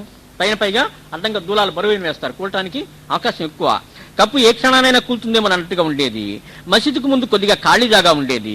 ఎదురుగా మట్టి నల్లరాళ్లతో కట్టిన ఒక గోడ ఉండేది. ఆ గోడ కానించి ఒక నల్లటి బండరాయి ఉండేది. పరమాత్మ సాయిబాబా మధ్యాహ్న సమయంలో ఆ రాతి మీద కాలు వేసుకుని కొద్దిసేపు కూర్చునేవారు. ఇప్పటికీ ఆ రాతిని షిర్డీలో చూడవచ్చు. వేప చెట్టు కింద నుంచి తమ మకాం మసీదులోకి మార్చాక సాయి 2-3 సంవత్సరాలు అక్కడే ఉండి ఆ తర్వాత కొంతకాలము షిర్డీ ఊరిపేట గల లిండీ సిరా అనే 2 ఉపనదుల మధ్య గల చెట్ల తోపుల్లో కొంతకాలం ఉన్నారు. అక్కడ పరమాత్మ సాయిబాబా 2.5 సంవత్సరాలు ఉండి తిరిగి వచ్చి మరలా మసీదులో ఉండటం ప్రారంభించారు. పరమాత్మ సాయిబాబా చెట్ల తోపుల్లో ఉన్నప్పుడు కూడా బైజాబాయి ఆయన ఎక్కడ ఉన్నా వెతుక్కుంటూ భిక్ష తీసుకువచ్చి ఆ పరమాత్మ సాయిబాబా ముందు విస్తరవేసి వడ్డించేది. బాబా కొంచెమైనా తినేదాకా తిరిగి ఉండి వెళ్లిపోయేది. తంబులి అనే అతనితో బాబా కుస్తీ పడతాడు. కుస్తీ పట్టి నియమం ప్రకారంగా ఊళ్ళోకి రాకుండా ఊరి బయటే ఉంటాడు. లిండి ఆ ప్రాంతంలోనే బయటే ఉండేవాడు 2 సంవత్సరాల పాటు. అప్పుడు కూడాను బైజాబాయి దీక్ష తీసుకున్నది కాబట్టి బాబాకి పెట్టకుండా నేను భోజనం చేయనని చెప్పి దీక్ష తీసుకున్నది కాబట్టి వెతుక్కుంటూ ఎక్కడెక్కడైనా వెళ్ళి ఆయనకి రొట్టెలు పెట్టి వచ్చి తర్వాత తను తీసుకునేది. ఎన్నో సంవత్సరాలు సాయిబాబాకు నివాసమైన ఆ మసీదు ఎంత పవిత్రమైందో కదా. వచ్చిన తర్వాత ముందు కొన్నాళ్ళుండి కొద్దిగా 1 సంవత్సరం మాత్రం ఊరి పొలిమేరలో ఉన్నారు బాబా. తర్వాత మళ్ళీ తిరిగి వచ్చాక తన స్థిర నివాసం ఆ ద్వారకామయినే స్థిర నివాసంగా చేసుకున్నారు. ఎన్నో సంవత్సరాలు సాయిబాబాకు నివాసమైన ఆ మసీదు ఎంత పవిత్రమైందో కదా. అంతేగా పరమాత్మ అవతరించి నివాసం ఉన్నప్పుడు ద్వారకా, అయోధ్య, మధుర ఈ పట్టణాలు ఎలాంటివి ఎంత పవిత్రమైనవో ఆ షిర్డీలో ద్వారకామాయి మసీదు అంత పవిత్రమైందనమాట. ఎన్నో సంవత్సరాలు సాయిబాబాకు నివాసమైన ఆ మసీదు ఎంత పవిత్రమైందో కదా. సాక్షాత్తు పరమాత్మ సాయిబాబాగా అవతరించి ఈ భూమి మీదకి దిగి వస్తే ఆ దైవానికే నివాసమైన ఆ మట్టి రాళ్లు ఎంత పుణ్యం చేసుకున్నాయో కదా. అది పురాతన మసీదులాగా కనిపించిన ఆ ప్రదేశపు పవిత్రత, ఆ ప్రదేశపు సాట్లేని గొప్పతనము మన అంచనాలకు అందనిది. చుట్టానికి శిథిలమైన మసీద్ కట్టడం అది, కానీ దాని పవిత్రత చూస్తే అద్భుతం. ఈ భూమి మీదకి దిగి వస్తే ఆ దైవానికే నివాసమైన ఆ మట్టి రాళ్లు ఎంత పుణ్యం చేసుకున్నాయో కదా. అది పురాతన మసీదులాగా కనిపించిన ఆ ప్రదేశపు పవిత్రత, ఆ ప్రదేశపు సాటిలేని గొప్పతనము మన అంచనాలకు అందనిది. అందుకే పరమాత్మ సాయిబాబా అన్నారు, అక్కడ భక్తితో అడుగుపెట్టిన వారికి కర్మ సంబంధమైన బాధలు ఉండవు అని. ఆ గొప్పతనాన్ని ఆయన స్వయంగా చెప్పారు మాటల్లో. ఏంటి చెప్పారంటే, అక్కడ అడుగు పెడితే చాలు సర్వం కూడా లభిస్తుంది అని చెప్పి. ఎంత పుణ్యం చేసుకున్నాయి. అది పురాతన మసీదులాగా కనిపించిన ఆ ప్రదేశపు పవిత్రత, ఆ ప్రదేశపు సాట్లేని గొప్పతనము మన అంచనాలకు అందనిది. అందుకే పరమాత్మ సాయిబాబా అన్నారు, అక్కడ భక్తితో అడుగుపెట్టిన వారికి కర్మ సంబంధమైన బాధలు ఉండవు అని. అందుకే ఆ ప్రదేశం అంత గొప్పది. ఒకసారి అక్కడ అడుగుపెట్టి వస్తే చాలు, ఇందాక చెప్పినట్టుగా మనకి ఈ కర్మ మొత్తం తొలగటానికి కావాల్సిన బీజం పడుతుంది. ఆ బీజం పడి అది వృద్ధి అయి ఎప్పటికప్పటికి మనకి సుగతి కలిగిస్తుంది.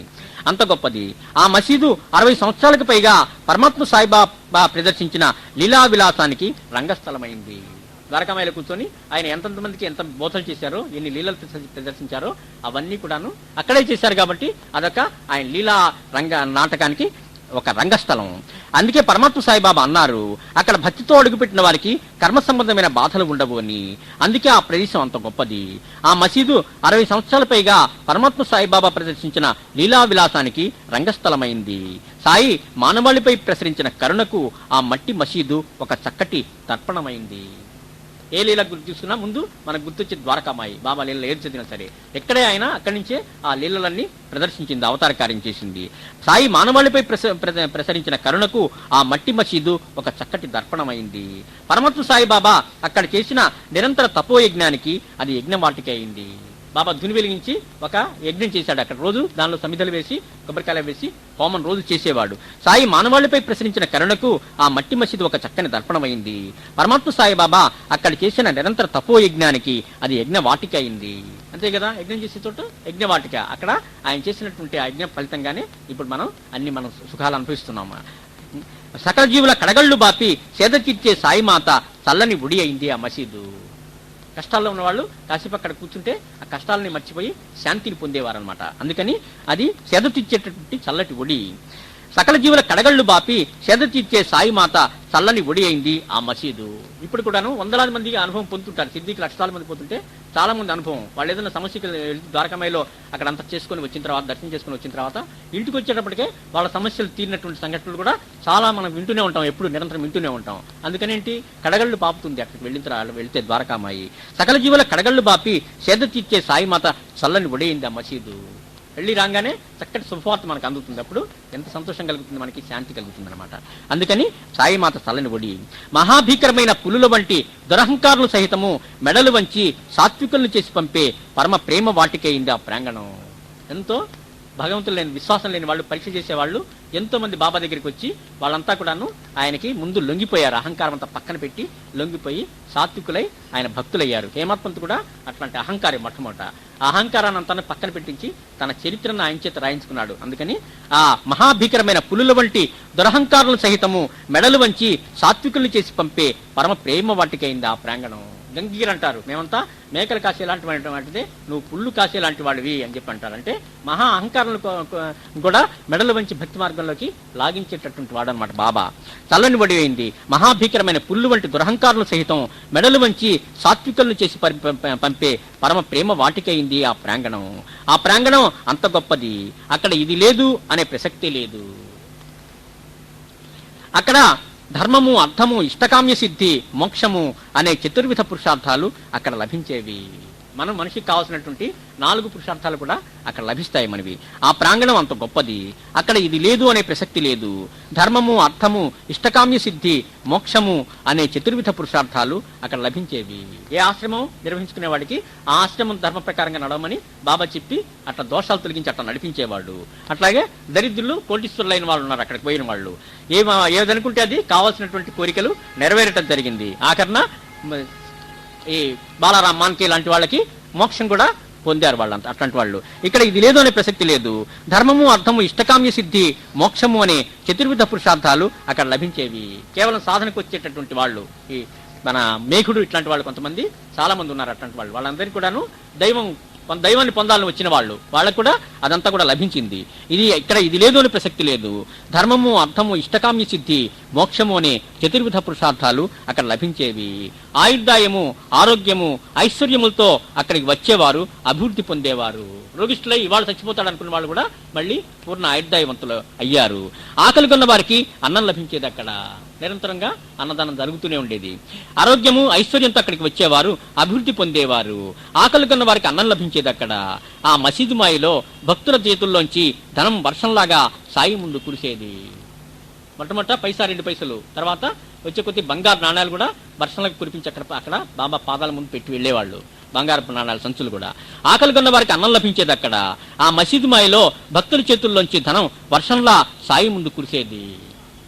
సాయంత్రం అయ్యేసరికి వందలాది రూపాయలు ఎండుటాకుల్లాగా ఇటువంటి ఎగిరి అర్థించే వారికి చెంతకు ఎగిరిపోయేవి. ఎంత పోసినా కుమరించినా సరే డబ్బు సాయంత్రం సూర్యాస్తం అయ్యేటప్పటికే మొత్తం ఎగిరిపోయేది. డబ్బంతా అందరికీ ఎవరి చేతుల్లో ఎవరికి కావాల్సినది వాళ్ళకి ఎవరికి ఏది అవసరమో అంత ఇచ్చేస్తుండేవాడు బాబా. సాయంత్రం అయ్యేసరికి వందలాది రూపాయలు ఎండుటాకుల్లాగా ఎటువంటి ఎగిరి అర్థించే వారి చెంతకు పోయేవి. ఎగిరిపోతుంది డబ్బులంతా రావటం మళ్ళీ మాయమైపోవటం, చెంతకు ఎగిరిపోయేవి. ఆ పరమాత్మ సాయిబాబా ఎంతో మనోహరంగా ఉండేవారు.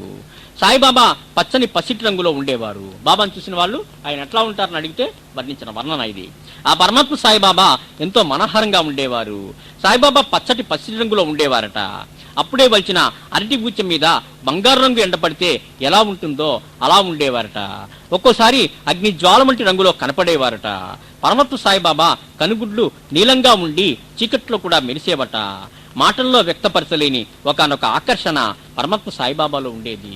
ఎందుకంటే దివ్య అవతారమూర్తి కాబట్టి ఆ దివ్యశక్తి, దివ్య వచ్చస్సు బాబాలో ఉండి చూడంగానే ఆకర్షించేది. మాటల్లో వ్యక్తపరచలేని ఒకనొక ఆకర్షణ పరమాత్మ సాయిబాబాలో ఉండేది. ఇప్పుడు సాయిబాబా పాలరాతి విగ్రహంలో కూడా అట్లాగే కనిపిస్తున్న ఆకర్షణ మనకి కనిపిస్తుంది. మాటల్లో వ్యక్తపరచలేని ఒకనొక ఆకర్షణ పరమాత్మ సాయిబాబాలో ఉండేది. పెదవులపై చిరునవ్వులు లాస్యించేయటం అంటే ఏమిటో బాబా చిరునవ్వు చూస్తే తెలుస్తుంది. ఇదంతా సిరిది బాబా విగ్రహంలో మనకు కనిపించేవి అనమాట. పరమాత్మ సాయిబాబా చెవులకు చిల్లులు ఉండేవి. తలకు నుదురు కప్పి ఉండేలాగా ఒక గుడ్డ కట్టుకునేవారు. గడ్డము మీసాలు తగుమాత్రంగా ఉండి వింతైన శోభనిచ్చేవి. వంటికి కఫ్ని తొడుక్కునేవారు. చెవులకు చెల్లులు ఉండటం వల్ల ఉపనయనం చేసినప్పుడు కుడతారు కాబట్టి హిందూ అనుకునేవారు కొంతమంది. పరమాత్మ సాయిబాబా శరీరపు కాంతి, కళ్ళలోంచి కురిసే తేజస్సు, చిరునవ్వు, ఆయనలో వ్యక్తమయ్యే దివ్యత్వము, వీటన్నిటినీ మించి బాబాను దర్శించగానే ఆయనలో ఒక్క పెట్టున మనల్ని ముంచెత్తే అలౌకిక ప్రేమ. దర్శించగానే ఆయన మన మీద ఒక ప్రేమ కురిపిస్తారు, వర్షం కురిపిస్తారు. పరమాత్మ సాయిబాబా శరీరపు కాంతి, కళ్ళలోంచి కురిసే తేజస్సు, చిరునవ్వు, ఆయనలో వ్యక్తమయ్యే దివ్యత్వం, అందమడికి మనకి దివ్యత్వం కనిపిస్తూనే ఉంటుంది. ఆ తర్వాత వీటన్నిటిని మించి బాబాను దర్శించగానే ఆయనలో ఒక పెట్టున మనల్ని ముంచెత్తే అలౌకిక ప్రేమ. ఒక్కసారి రాగానే పలకరిస్తాడు బాబా. ఆ పలకరింపులోనే ఆయన హృదయంలో ఉండే ప్రేమ అంతా కూడాను వ్యక్తమై మన హృదయం అంతా కూడా సంతోషంతో నిండేదనమాట. వీటన్నిటిని మించి బాబాను దర్శించగానే ఆయనలో ఒక్క పెట్టున మనల్ని ముంచెత్తే అలౌకిక ప్రేమ, ఒక్క పలకరింపుతో వ్యక్తమయ్యే వారి వాత్సల్యం, పారవశ్యం కలిగించేవి. అట్లా పలకరించేవాడు బాబా రాగానే. భక్తులు తాము ఏ సమస్యలతో బాధపడుతున్నారో, తమ ఇబ్బందులు ఏమిటో, భక్తులు వచ్చేటప్పుడు వీటితోనే వస్తారు కదా. దర్శనానికి వచ్చేటప్పుడు రకరకాల కష్టాలతో రకరకాల మనసులో భావాలు పెట్టుకొని వస్తారు.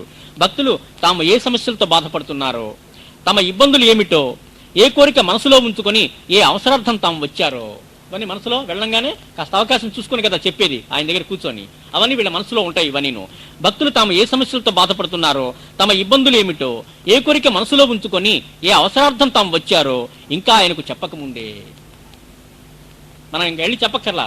చెప్పడానికి అవకాశం ఎప్పుడో వస్తుంది, ఎప్పుడో ఆయన దగ్గర లీజర్ దొరికినప్పుడు కూర్చొని చెబుదాం అని అనుకుంటుంటారా, అది మనసులో పెట్టుకొని వస్తారు. కానీ మనం ఆయన దగ్గరికి ఏమి చెప్పకముందే ఏ సమస్యతో బాధపడుతున్నారో, తమ ఇబ్బందులు ఏమిటో, ఏ కోరిక మనసులో ఉంచుకొని ఏ అవసరార్థం తాము వచ్చారో ఇంకా ఆయనకు చెప్పకముందే, ఆయన పట్ల తమకు గల గౌరవము, అభిమానము, భక్తి, కృతజ్ఞతలు ఇంకా వ్యక్తం చేయకముందే, ఏమి చెప్పకముందే బాబా మన హృదయంలో ఉన్న భావాలు వెల్లడించకుండానే ఆయనకు తమ పట్ల గల గౌరవము, అభిమానము, భక్తి, కృతజ్ఞతలు ఇంకా వ్యక్తం చేయకముందే, శరణాగతితో చేతులు కలిపి ఇంకా నమస్కరించకముందే, ఆయన పాదాలు పట్టుకుని బతిలాడటం, ఆయనకి భక్తి పారవశ్యంతో చేయటం కాకుండానే శరణాగతితో చేతులు కలిపి ఇంకా నమస్కరించక ముందే, ఒక్కోసారి భక్తులకు తమ హృదయ తాపంతో కన్నీళ్లు చెమ్మగిల్లక ముందే, వాళ్ళ బాబాకి కనుక వాళ్ళ కష్టాలు చెప్పుకోవటం మొదలుపెడితే ఆగలేనంత దుఃఖం వచ్చేటటువంటి బాధతో కూడా వస్తారు కొంతమంది. కానీ అలాంటిదేమీ కూడా జరగకముందే, ఇంకా చరణాగతితో చేతులు కలిపి ఇంకా నమస్కరించక ముందే, ఒక్కోసారి భక్తులకు తమ హృదయ తాపంతో కన్నులు చెమ్మగిల్లక ముందే వారి విషయమంతా గ్రహించి ఆయన ఇచ్చే అభయం. ఇవన్నీ మనం చెప్పకుండా మనసులో ఒకటిని కూర్చోగానే ఆయన మొట్టమొదటి పలకరింపులోనే అభయం ఇచ్చేస్తాడనమాట. ఆ అభయంతో మన కష్టాలన్నీ మన హృదయంలో ఏముంది బాబాకి తెలిసిపోయింది, ఆయన మనకి రక్షిస్తాడని చెప్పి అంత ప్రేమ మనకు కలిగేది, భక్తి కలిగేది. ఆయన వారి విషయమంతా గ్రహించి ఆయన ఇచ్చే అభయం, ఎట్టి పటాటొప్పం లేక ఆయన సన్నిధి ప్రసాదించే అద్భుతమైన శాంతి. పటాటొప్పం ఏంది? నేరుగా వెళ్ళటం, ఆయన సన్నిధిలో కూర్చోటం, మసీదులో దగ్గరగా కూర్చోటమే. ఎట్టి పటాటొప్పం లేక ఆయన సన్నిధి ప్రసాదించే అద్భుతమైన శాంతి. ద్వారకాయ ప్రాంగణంలో ఆయన చూస్తూ అడుగు పెడుతూనే అపారమైన శాంతి. ఆయన దగ్గరికి ఏ రిస్ట్రిక్షన్స్ లేవు, హాయిగా వెళ్ళి ఆయన సన్నిధిలో కూర్చోవటమే. ఎట్టి పటాటొప్పం లేక ఆయన సన్నిధి ప్రసాదించే అద్భుతమైన శాంతి.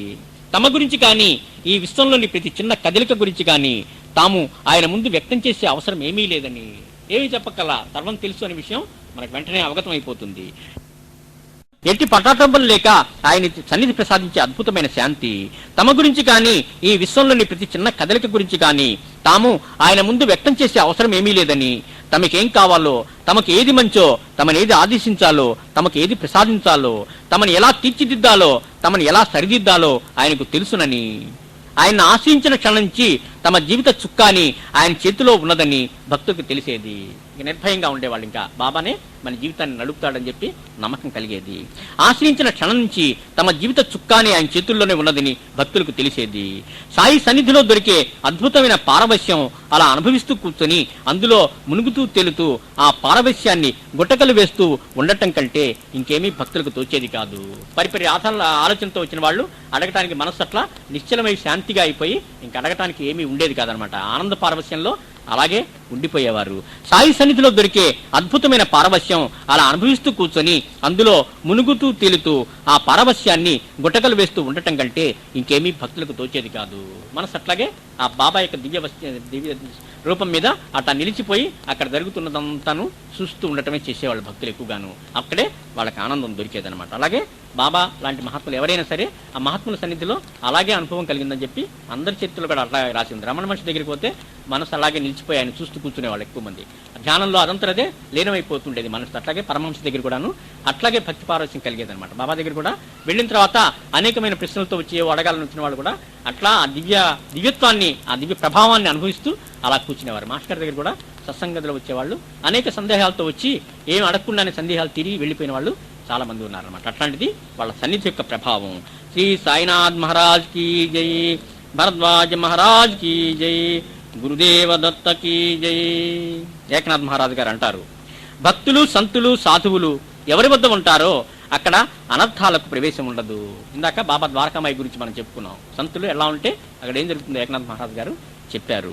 భక్తులు సంతులు సాధువులు ఎవరి వద్ద ఉంటారో అక్కడ అనర్థాలకు ప్రవేశం ఉండదు. అక్కడ ఏ అట్టే అనర్థము జరగదు, అంతా మంచి జరుగుతుంది. ఎక్కడ సంతుల సముదాయం ఉంటుందో అక్కడ జనన మరణాలు కూడా ఉండవు, అంతా మోక్షమే అక్కడ వాళ్ళ దగ్గర, వాళ్ళ సన్నిధిలో. ఎక్కడ సంతుల సముదాయం ఉంటుందో అక్కడ జన్మ మరణాలు కూడా ఉండవు. అంటే మనిషికి కావాల్సింది ముక్తి, అదే వాళ్ళకి అక్కడ లభిస్తుంది. ఎక్కడి నుంచి సంతులు దూరంగా పోతారో అక్కడ అనర్థం వెంటనే మస్తకంపై పడుతుంది. మహాత్ముల సన్నిధిని అక్కడ నుంచి వెళ్ళిపోయాడంటే అక్కడ అనర్థం చోటు చేసుకుంటున్నాను అన్నట్టు లెక్క. అక్కడ ఎక్కడి నుంచి సంతులు దూరంగా పోతారో అక్కడ అనర్థం వెంటనే మస్తకంపై పడుతుంది. ఈ మర్మం కేవలం ఆ పరమాత్మకే తెలుసు. కృష్ణ నిర్యాణానికి ముందు యాదవులు వీళ్ళంతా కొట్లాడుకోబోయే ఆ ఘట్టం రావడానికి ముందు అక్కడుండే మహాత్ములు సంతులు అందరూ కూడా మునులంతా కూడాను దూర తీరానికి వెళ్ళిపోతారు. అక్కడ ఎవరు ఉండరు. అప్పుడు తర్వాతే వాళ్ళిద్దరూ అట్లా ఒకళ్ళొకళ్ళు కొట్టుకొని యాదవ కులం అంతా నశించిపోతుంది అనమాట. ఆ సందర్భాన్ని చెబుతూ ఏకనాథ్ మహారాజు వాళ్ళు చెప్పారు. ఇది ఎక్కడ సంతులు దూరంగా పోతారో, ఎక్కడి నుంచి సంతులు దూరంగా పోతారో అక్కడ అనర్థం వెంటనే మస్తకంపై పడుతుంది. ఈ మర్మం కేవలం ఆ పరమాత్మకే తెలుసు. పూర్వజన్మలో ఎంతో పుణ్యం చేసుకుంటూనే హరికథ పట్ల శ్రద్ధ కలుగుతుంది. భగవంతు లీలలు సత్సంగం పట్ల శ్రద్ధ ఎవరికి కలుగుతుందో కూడా మహారాజు చెబుతున్నారు ఏకనాథ్ మహారాజు. ఈ మర్మం పూర్వజన్మలో ఎంతో పుణ్యం చేసుకుంటేనే హరికథ పట్ల శ్రద్ధ కలుగుతుంది. పుణ్యకార్యాలు చేయమని ఎందుకు చెప్పారంటే భగవంతుడి లీలల పట్ల మనకు ప్రేమ కలగాలి, అదే మనకు తరింపు పనికొస్తుంది కాబట్టి ఈ పుణ్యకార్యాలు చేయమన్నారు. పుణ్యకార్యాల యొక్క ఫలితం ఏంటంటే కాసేపు కూర్చొని శ్రద్ధగా భగవంతుడు లీలలు విందామని చెప్పి బుద్ధి మనకు కలుగుతుంది. పూర్వజన్మలో ఎంతో పుణ్యం చేసుకుంటూనే హరికథ పట్ల శ్రద్ధ కలుగుతుంది. లేకపోతే వినేటప్పుడు అనాయాసంగా నిద్ర వస్తుంది. ఎవరు హరికథ తత్పరులై ఉంటారో వారి పుణ్యానికి అంతు లేదు. పైగా ఎవరైతే వినాలని కుతూహలంతో వింటూ ఉంటారో అప్పుడు కూడా మళ్ళీ పుణ్యం మనకి చేకూరుతుంటుంది. ఆ పుణ్యం వల్ల మళ్ళీ ఇంకొంచెం మేలు జరుగుతుంది. అందుకని అన్ని విధాలుగా కూడాను సత్సంగం ఉపయోగపడుతుందని చెప్పి ఏకనాథ్ మహారాజ్ వారు చెబుతున్నారు. శ్రీ సాయినాథ్ మహారాజ్ కీ జై, భరద్వాజ మహారాజ్ కీ జై, గురుదేవ దత్త కీ జై. శ్రీ గురు చరణం శరణం శరణం శరణం, దత్త గురు చరణం శరణం శరణం, సాయి చరణం శరణం శరణం శరణం. సాయినాథ్. ఇప్పుడు ద్వారకామాయి ఇందాక ఎట్లా ఉందో మనం చూసాం. అట్లాగే మాస్టర్ గారి యొక్క తపోవనంలో సత్సంగ గది ఎలా ఉండేదో కూడా కొద్దిగా చెప్పుకుందాం. విద్యానగర్లోని సత్సంగ గదిలో మాస్టర్ గారు ఏదో పుస్తకం చదువుతూ సత్సంగం చేస్తూ ఉండేవారు.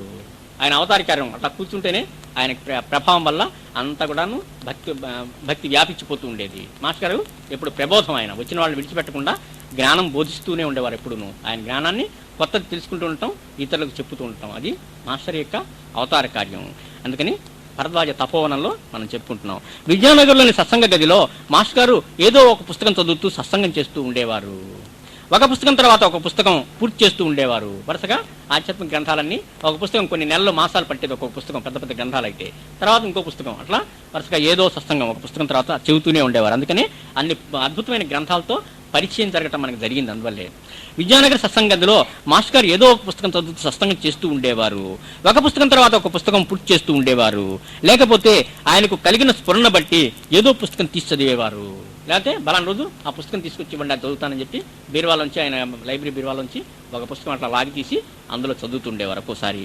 లేకపోతే ఆయన కలిగిన స్ఫురణను బట్టి ఏదో పుస్తకం తీసి చదివేవారు. సామాన్యంగా అట్లా రేరుగా జరిగేది. అది ఒక వేరే ఏదో పుస్తకం ఎన్నుకొని ఆయన అట్లా లాగి చదివినప్పుడు కొత్త వ్యక్తులు ఎవరైనా కూర్చున్నప్పుడు గబుక్కున ఒక పుస్తకం తీసేవాళ్ళు. ఆయనకి తీసి అందులో చదివితే వాళ్ళు అడగకుండానే వాళ్ళకి కావాల్సినటువంటి సందేశం ఆ పుస్తకంలో లభించేది ఆ రోజు సత్సంగంలో. అందుకని అప్పుడు కూడా పుస్తకాలు మార్చడం జరుగుతుండేది సత్సంగంలో. స్మరణ బట్టి ఏదో పుస్తకం తీసి చదివేవారు. మాస్టర్ గారు అక్కడ సత్సంగంలో సమర్థ రామదాస స్వామి వారు రచించిన దాసబోధ అనే గ్రంథం కూడా చదివేవారు. ఈ దాసబోధ గ్రంథం కూడా శ్రీ బాబా కూడా కొంతమంది చేత చదివించేవారు. ఈ దాసబోధ గ్రంథం అక్కడ సత్సంగంలో సమర్థ రామదాస స్వామి వారు రచించిన దాసబోధ అనే గ్రంథం కూడా చదివేవారు. సమర్థ రామదాస స్వామి వారు ఛత్రపతి శివాజీ మహారాజు గారి గురువులు. శివాజీ మహారాజు హిందూ సామ్రాజ్యం స్థాపించిన సంగతి అందరికీ తెలిసిన విషయమే. ఆ గ్రంథంలో ముక్తి మార్గము, భక్తి మార్గం కాక సామాజిక విషయాల్లో కూడా ఎన్నో వ్రాసారు ఆయన. అది ఒక పెద్ద ఉద్గ్రంథం, అది దాసబోధ అనే గ్రంథం. దానిలో చాలా జ్ఞానం మనకి నాలెడ్జ్ కలుగుతుంది. సామాజిక విషయాలు కూడా ఎన్నో వ్రాసారు ఆయన. సమాజాన్ని సంఘటితపరిచే ఎన్నో మెడుకువలు ఆయన పుస్తకంలో తెలిపారు అని మాస్టర్ గారు అనేవారు. శివాజీ మహారాజ్ స్థాపించిన హిందూ సామ్రాజ్యం స్థాపన కోసం రామదాస స్వామి కూడా ఎంతో శ్రమించారు. శివాజీ మహారాజ్కి ఆయన ఆశీస్సులు ఇచ్చి వెనక ఉండి ఆశీర్వదిస్తూ ఆయన నడిపిస్తారు ఆయన్ని. హిందూ సామ్రాజ్య స్థాపన కోసం రామదాస స్వామి కూడా ఎంతో శ్రమించారు.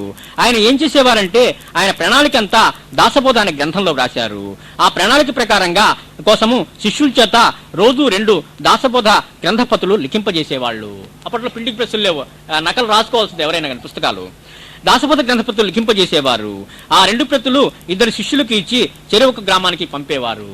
ఆ పుస్తకం ఇచ్చి పంపించడమే ఒక్కొక్క గ్రామానికి. అట్లా కొన్ని వేలకి ఆయన శిష్యులను అట్లా స్థాపించాడు ఆయన. అలా ఆయన ప్రతి గ్రామంలోనూ తమ శిష్యులను నిర్మించేవారు. అక్కడ వారు ఆంజనేయ స్వామి వారి దేవాలయం నిర్మించేవారు. ఆ ఆంజనేయ స్వామి దేవాలయంలో ప్రతిరోజు ఈ దాసబోధ గ్రంథాన్ని గ్రామస్తులకు చదివి వినిపించేవారు. సత్సంగం చేస్తుండేవాళ్ళు ఆ శిష్యులు అక్కడక్కడ గ్రామాల్లో. దాసబోధ గ్రంథాలన్నీ విషయాలన్నీ విన్న గ్రామస్తుల మనసుల్లో విషయాలన్నింటినీ గ్రామస్తుల మనసుల్లో చొప్పించేవారు. ఆ శిష్యులు ఎలా ఉండేవారంటే గ్రామస్తులకు ఏ అవసరం కలిగినా ఆదుకునే విధంగా వారు సర్వసన్నద్ధంగా ఉండేవారు.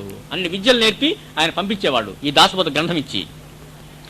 సర్వసన్నద్ధంగా ఉండేవారట. ఎవరికైనా అనారోగ్యం వస్తే వారే వైద్యం చేసి రోగాలు తగ్గించేవారు. ఆయుర్వేదం నేర్చుకునే మందులు రెడీగా ఉంటాయి వాళ్ళ దగ్గర. గ్రామస్తులకి ఇబ్బంది వస్తే వాళ్లే వైద్యులు. గ్రామంలో దొంగతనం జరిగితే గవ్వలు వేసి ప్రశ్నలు చెప్పి పోయిన వస్తువులు ఎక్కడెక్కడున్నాయో చెప్పగలిగేవారు. అది కూడా ఒక విద్య, ప్రమల అనే ఒక విద్య. గవ్వలేసి చెప్పగలుగుతారు చాలా మంది, దానిలో నైపుణ్యం ఉన్నవాళ్ళు. జ్యోతిష్యము, హస్త సామర్థ్యము తెలిసి ఉండేవారు. తమ ఆధ్యాత్మిక శక్తితో ఆపదలో ఉన్న వారికి తమ ఆశీస్సులు ఇచ్చి కాపాడుతూ ఉండగలిగేవారు. అంటే అంతా కూడాను సకల విద్యలు నేర్పి ఆయన పంపించేవాడు అనమాట. వివాహం మొదలైన శుభకార్యాల్లో కానీ కష్ట సమయాల్లో కానీ గ్రామస్తులకు అండగా నిలబడేవారు. బాబా కూడా సిరిది గ్రామస్తులకి ఎట్లా ప్రేమతో కలిసిపోయేవాడు అట్లాగే శివాజీ ఈయన ఈయన గురువు శిష్యులు కూడాను, సమర్థ రామదాసు శిష్యులు కూడాను అరమరికలు లేక గ్రామస్తులకి సేవ చేస్తూ ఉండేవారు. శుభకార్యాల్లో కష్ట సమయాల్లో కానీ గ్రామస్తులకు అండగా నిలబడేవారు. అందువల్ల గ్రామస్తులంతా రామదాస స్వామి శిష్యులను ఆశ్రయించుకుని ఉండేవారు. అంతేకాక ముస్లింలు గ్రామస్తులపై దాడి చేసే సమయంలో మెళుకువతో వారిని కాపాడేవారు. అప్పుడు ఎప్పుడు కొట్లాటలు ఎప్పుడు జరుగుతున్నాయి కాబట్టి వాళ్ళని రక్షిస్తూ రక్షణ ప్రదేశాలకు తీసుకెళ్తూ ఉండేవాళ్ళు. ప్రజల్లో శివాజీ పట్ల, సమర్థ రామదాస స్వామి పట్ల భక్తి విశ్వాసాలు పెంపొందించేవారని మాస్టర్ గారు దాసబోధ గ్రంథం గురించి చెప్పేవాళ్ళు, చదువుతూ చెప్పేవారు. దాసబోధ గ్రంథం గురించి మాస్టర్ గారు ఇలా చెబుతూ అంతకు కొన్ని మాసాల ముందు జరిగిన సంఘటన గురించి చెప్పారు. ఆ రోజున 26/7/1975 తేదీన మాస్టర్ గారు విద్యానగర్ సత్సంగ గదిలో సత్సంగం చేస్తూ ఉన్నారు. వెనకటి విషయం దాసబోధ గ్రంథం చదువుతున్నప్పుడు వెనకట అంతకు కొద్ది రోజుల ముందు జరిగిన సంఘటన గురించి ఈ రోజు సత్సంగంలో చెప్పారు. ఆ రోజున 26/7/1975 తేదీన మాస్టర్ గారు విద్యానగర్ సత్సంగ గదిలో సత్సంగం చేస్తూ ఉన్నారు. సత్సంగంలో ఆ రోజున మాస్టర్ గారు రచిస్తున్న శ్రీ సాయిలీలామృతము వ్రాతపతి చదువుతూ ఉన్నారు. అందులో మూలే శాస్త్రి అనే సద్బ్రహ్మణుడు సనాతన ఆచారపరుడు.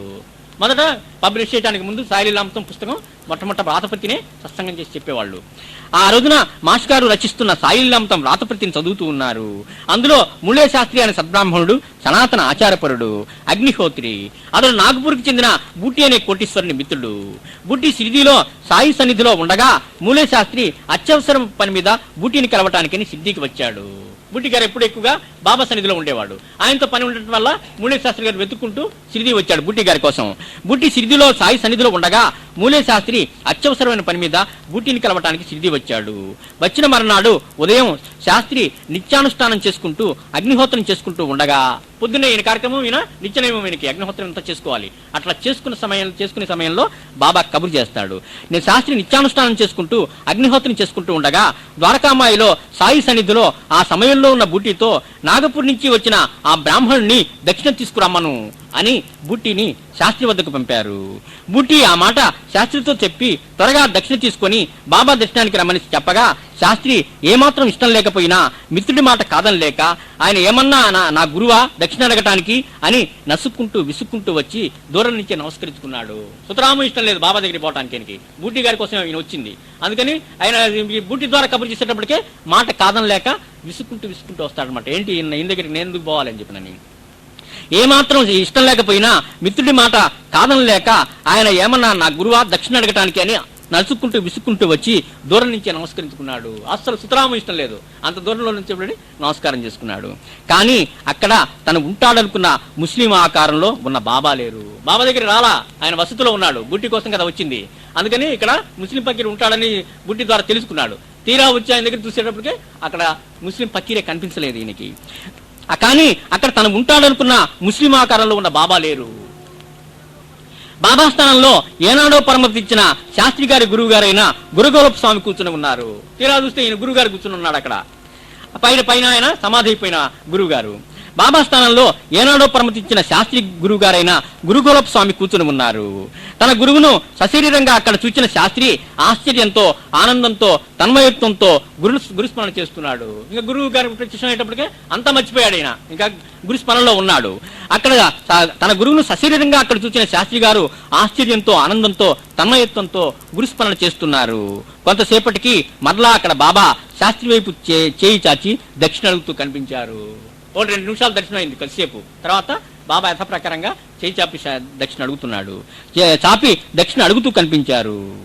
మాస్టర్ గారు ఇదంతా మనం సాయిలీలామృతం మనం విపులంగా చదువుకున్నాం. మాస్టర్ గారు ఆ రోజు సత్సంగ గదిలో కూర్చొని సకల సాధుస్వరూపుడు సాయి అనే అధ్యాయంలో ఈ పై సంఘటన చదువుతూ ఉండగా, ఇది ఆ అధ్యాయంలో వస్తుంది సకల సాధుస్వరూపుడు అని. మాస్టర్ గారు ఆ రోజు సత్సంగ గదిలో కూర్చొని సకల సాధుస్వరూపుడు సాయి అనే అధ్యాయంలో ఈ పై సంఘటన చదువుతూ ఉండగా మాస్టర్ గారి సత్సంగ గది వాకిటి ముందు దగ్గర ఒక కారు వచ్చి ఆగింది. సరిగ్గా ఈ లీల చదువుతున్నప్పుడు వచ్చింది కారు. బయట ఎవరో స్వామి వచ్చారు అంటం వినపడింది. వెంటనే మాస్టర్ గారు ఆసనం మీద నుంచి లేచి వాకిలి దాకా వెళ్లారు. ఎవరో స్వామి వచ్చారంగానే ఎదురెళ్ళి చూడటానికని బయటకు వచ్చారు. ఆ వెంటనే మాస్టర్ గారు ఆసనం మీద నుంచి లేచి వాకిలి దాకా వెళ్లారు. అప్పటికే వచ్చిన స్వామివారు కారు దిగారు. మాస్టర్ గారు వెళ్లి ఆయనకు పాదాబంధనం చేసుకున్నారు. అప్పుడు స్వామివారు గదిలోకి వచ్చి నేరుగా వెళ్లి మాస్టర్ గారు కూర్చున్న దర్భాసనం పైన కూర్చున్నారు. ఏ మహాత్ములు వచ్చినా చిన్నవాడ పెద్దవాడ ఉన్న ఇట్లాంటి వాడు అట్లాంటి వాడని లేకుండా మొట్టమొదట చక్కగా నమస్కారం చేసుకునేవాళ్ళు మాస్టారు. ఎందుకంటే స్వయంగా మాస్టర్ గారు పరిపూర్ణమైన వ్యక్తి అయినా కానీ సాధువులకి అట్లా నమస్కారం చేసుకునేవాడు. అప్పుడు స్వామివారు ఆసనం మీద నుంచి లేచి వాకిలి దాకా వెళ్ళారు. అప్పటికే వచ్చిన స్వామివారు కారు దిగారు. మాస్టర్ గారు వెళ్ళి ఆయనకి పాదాభంతరం చేసుకున్నారు. అప్పుడు స్వామివారు గదిలోకి వచ్చి నేరుగా వెళ్ళి మాస్టర్ గారు కూర్చున్న దర్భాసనం పైన కూర్చున్నారు. ఇంతకు ఎవరు వచ్చిన ఆయన? ఇంతకు ఆ వచ్చిన స్వామి ఎవరు అనుకున్నారు? మనం ఇందాక చెప్పుకున్నామే, మాస్టర్ గారు దాసబోధ అనే పుస్తకం సత్సంగంలో చదివేవారని. ఆ దాసబోధ గ్రంథం రచించిన సమర్థ రామదాస స్వామి వారు హరిహర అనే చోట పీఠం స్థాపించారు. ఆ పీఠాన్ని హరిహర పీఠం అంటారు. ఆ పీఠం కర్ణాటకలో ఉంది. ఆ పీఠానికి మొదటి పీఠాధిపతి సమర్థ రామదాస స్వామి వారు అయితే, ఇప్పుడు వచ్చిన స్వామి ఆ పీఠానికి 11వ పీఠాధిపతి అయిన సమర్థ నారాయణ మహారాజు గారు. ఆ పరంపరలో ఆయన 11వ పీఠాధిపతి వచ్చారు. ఇప్పుడున్న ఆయన అనమాట నారాయణ మహారాజు. ఆ పీఠానికి 11వ పీఠాధిపతి అయిన సమర్థ నారాయణ మహారాజు గారు.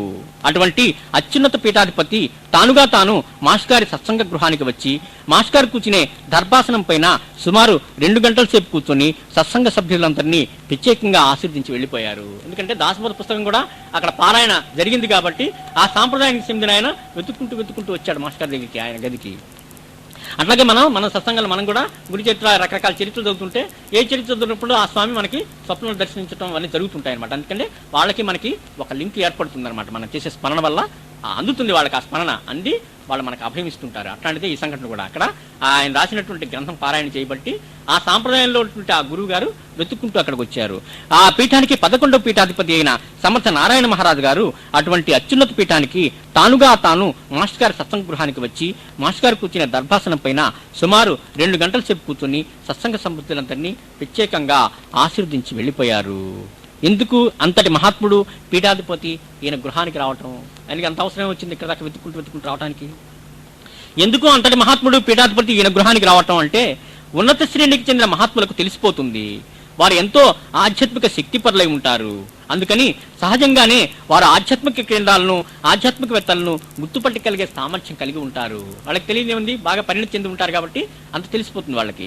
వారు ఎంతో ఆధ్యాత్మిక శక్తిపరులై ఉంటారు. అందుకని సహజంగానే వారు ఆధ్యాత్మిక కేంద్రాలను ఆధ్యాత్మికవేత్తలను గుర్తుపట్టగలిగే సామర్థ్యం కలిగి ఉంటారు. తమ శిష్యుల ద్వారా మాస్టర్ గారు విద్యానగర్లో ఆధ్యాత్మిక కార్యక్రమం చేస్తున్నారని తెలుసుకుని ఆ కార్యక్రమాలు సత్సంగాలు మాస్టర్ గారు చేస్తున్న తపస్సు ప్రభావం గుర్తించి తానుగా మాస్టర్ గారిని చూచి సత్సంగ కార్యక్రమాలకు సత్సంగ సభ్యులను ఆశీర్వదించడానికి వచ్చారు. అలా స్వామి వచ్చిన వెళ్లి విషయం ఎక్కడో విద్యానగర్కు దూరంగా బనగాని పనిలో ఉన్న మాకు కూడా తెలిసింది.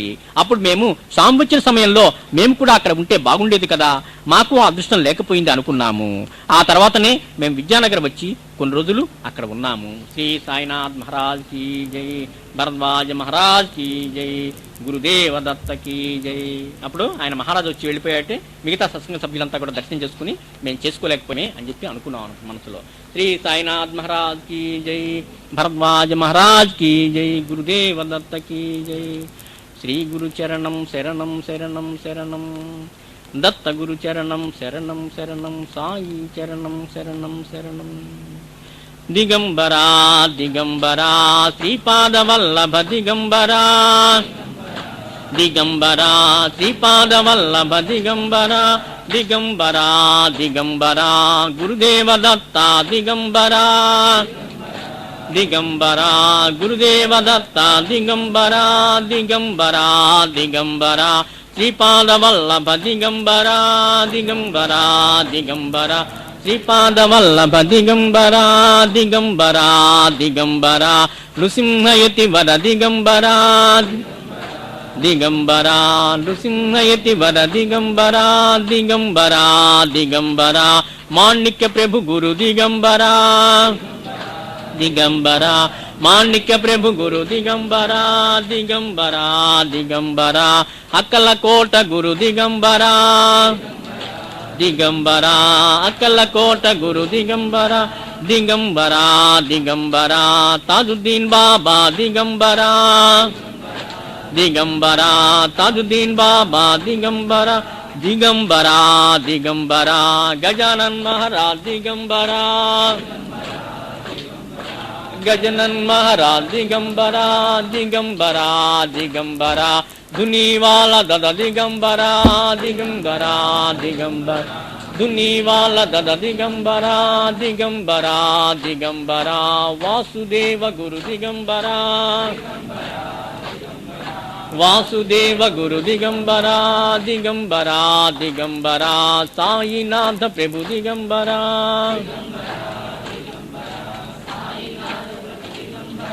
దిగంబరా దిగంబరా భరద్వాజ గురు దిగంబరా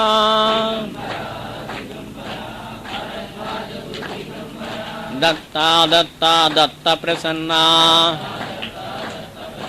సాయి సాయి సాయి ప్రసన్న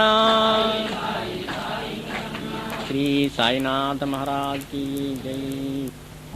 ఎవరైనా తమ అనుభవాలు చెప్పటం కానీ సందేహాలు అడగటం కానీ ఏదైనా చెప్పదలుచుకున్న విషయాలు ఒక 10 నిమిషాల సేపు చెప్పండి ఎవరన్నాను. సాయిరామ్. సాయిరామ్. నా పేరు శ్రీనివాసమూర్తి. నేను 1995 నుంచి ఫస్ట్ టైం బాబా గుడికి వచ్చాను. అప్పటి నుంచి సాయిబాబా లీలామృతం, శ్రీ గురు చరిత్ర నిత్యపారాయణ గ్రంథాలుగా చేస్తున్నాను. నాకు ఆ గ్రంథాలను పారాయణ చేయటం వల్ల కొన్ని ప్రత్యక్ష అనుభవాలు, కొన్ని స్వప్న దర్శనాలు వచ్చినాయి. వాటిలో ఈ మధ్య రీసెంట్గా ఒక మిత్రుడు మాస్టర్ ప్రవచనాల పుస్తకం ఇచ్చి ఇది చాలా మంచి గ్రంథం, చదువుకో అని చెప్పారు. సరే, ఆ గ్రంథం తీసుకొని నేను ఒంగోలు మాస్టర్ సమాధి దగ్గరికి వెళ్ళి మాస్టర్ ఆశీస్సులతోటి అక్కడ కొంచెం 108 ప్రదక్షిణాలు చేసి ఇంటికి వచ్చి పారాయణ చేశాను. ఆ పారాయణలో నాకు దాంట్లో విశ్వాసము అని ఒక మ్యాటర్ ఉంది. ఆ మ్యాటర్లో భరద్వాజ్ మాస్టర్ సత్సంగాలాగా మన సత్యం గారి సత్సంగాలు కూడా మన సాయి పాదాల చింత చేరుస్తాయా అని కొంచెం ఒక్క సెకండ్ అలా డౌట్ లాగా వచ్చింది. సరే, ఎమ్మటే అది మామూలుగా ఇదైపోయింది, ఆ డౌట్ కూడా క్లియర్ అయిపోయింది. అలా తెల్లవారుజామున అనుకుంటాను ఒక సత్సంగ సభ్యుడు మన సత్సంగ సభ్యుడు సురేష్ వాళ్ళ ఇంట్లోనే సత్సంగం జరుగుతూ ఉంది.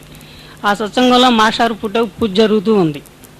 ఆ పూజలో పూజ జరుగుతూ ఉంది. నేను అప్పుడే మామూలుగా వచ్చి దర్శనం చేసుకున్నాను. మాస్టర్ ఫోటో దర్శనం చేసుకొని ఒక్క నిమిషం ధ్యానంలో అలా కూర్చొని కళ్ళు తెరవగానే మనోసత్యం గారి ఫోటో కూడా అలాగా మాస్టర్ ఫోటో మాయమై మనోసత్యం గారి ఫోటో వచ్చింది. అప్పుడే అనుకున్నాను ఎమ్మటే, ఇది మాస్టారు నాకేం చెప్పాలో అది దానికి అర్థం కావట్లేదు. శ్రీ సచ్చిదానంద సద్గురు సాయినాథ్ మహారాజ్ కి జై, భరద్వాజ్ మహారాజ్ కి. ఈరోజు అంతా కూడా మనకి మాస్టర్ గారు చెప్పిన, శ్రీనివాసరావు గారు చెప్పిన సత్సంగం గురించి వచ్చింది కాబట్టి నా యొక్క అనుభవం సత్సంగం గురించి నేను చెప్దామని చెప్పి అనుకుంటా ఉన్నాను. అసలు ఈ సత్సంగం అంటే ఏమిటి, ఎట్లా జరుగుతుంది అనేది తెలియకుండా ప్రారంభం చేసామన్నమాట ఈ సత్సంగాన్ని. మేము కొంతమంది మిత్రులను కలిసి ఈ సత్సంగాన్ని ప్రారంభం చేద్దామని అనుకున్నాము. సరే, ఎక్కడ చేద్దాం అనేది ఒక వెన్యూ కావాలి కదా అని ఆలోచన చేస్తుంటే ఈ గుడిలో ఉన్న ప్రెసిడెంట్ గారు రాజు గారు ఉండి, పైన ధ్యాన మందిరం ఖాళీగా ఉందయ్యా, దాంట్లో మీరు సత్సంగం చేసుకోండి బాగుంటుంది అని చెప్పి అన్నారు. సరే, మేమందరం మిత్రులు ఒక గురువారం నాడు అనుకొని ఈ సత్సంగాన్ని ప్రారంభం చేద్దామని చెప్పి గురువారం రోజు మేము గుడికి వచ్చాము.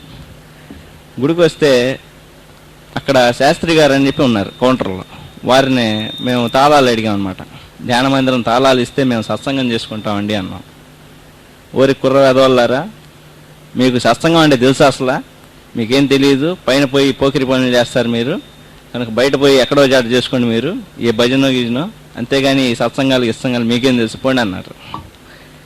సరే, మేము ఉండి పట్టుదలతో ఈరోజు ఎటువంటి పరిస్థితుల్లో కూడా ఈ సత్సంగాన్ని మేము ప్రారంభం చేయాల్సిందే అని ఒక పట్టుదలతో ఉన్నాం అనమాట. పైన ఉన్న లేండిలోకి వెళ్ళిపోయాం.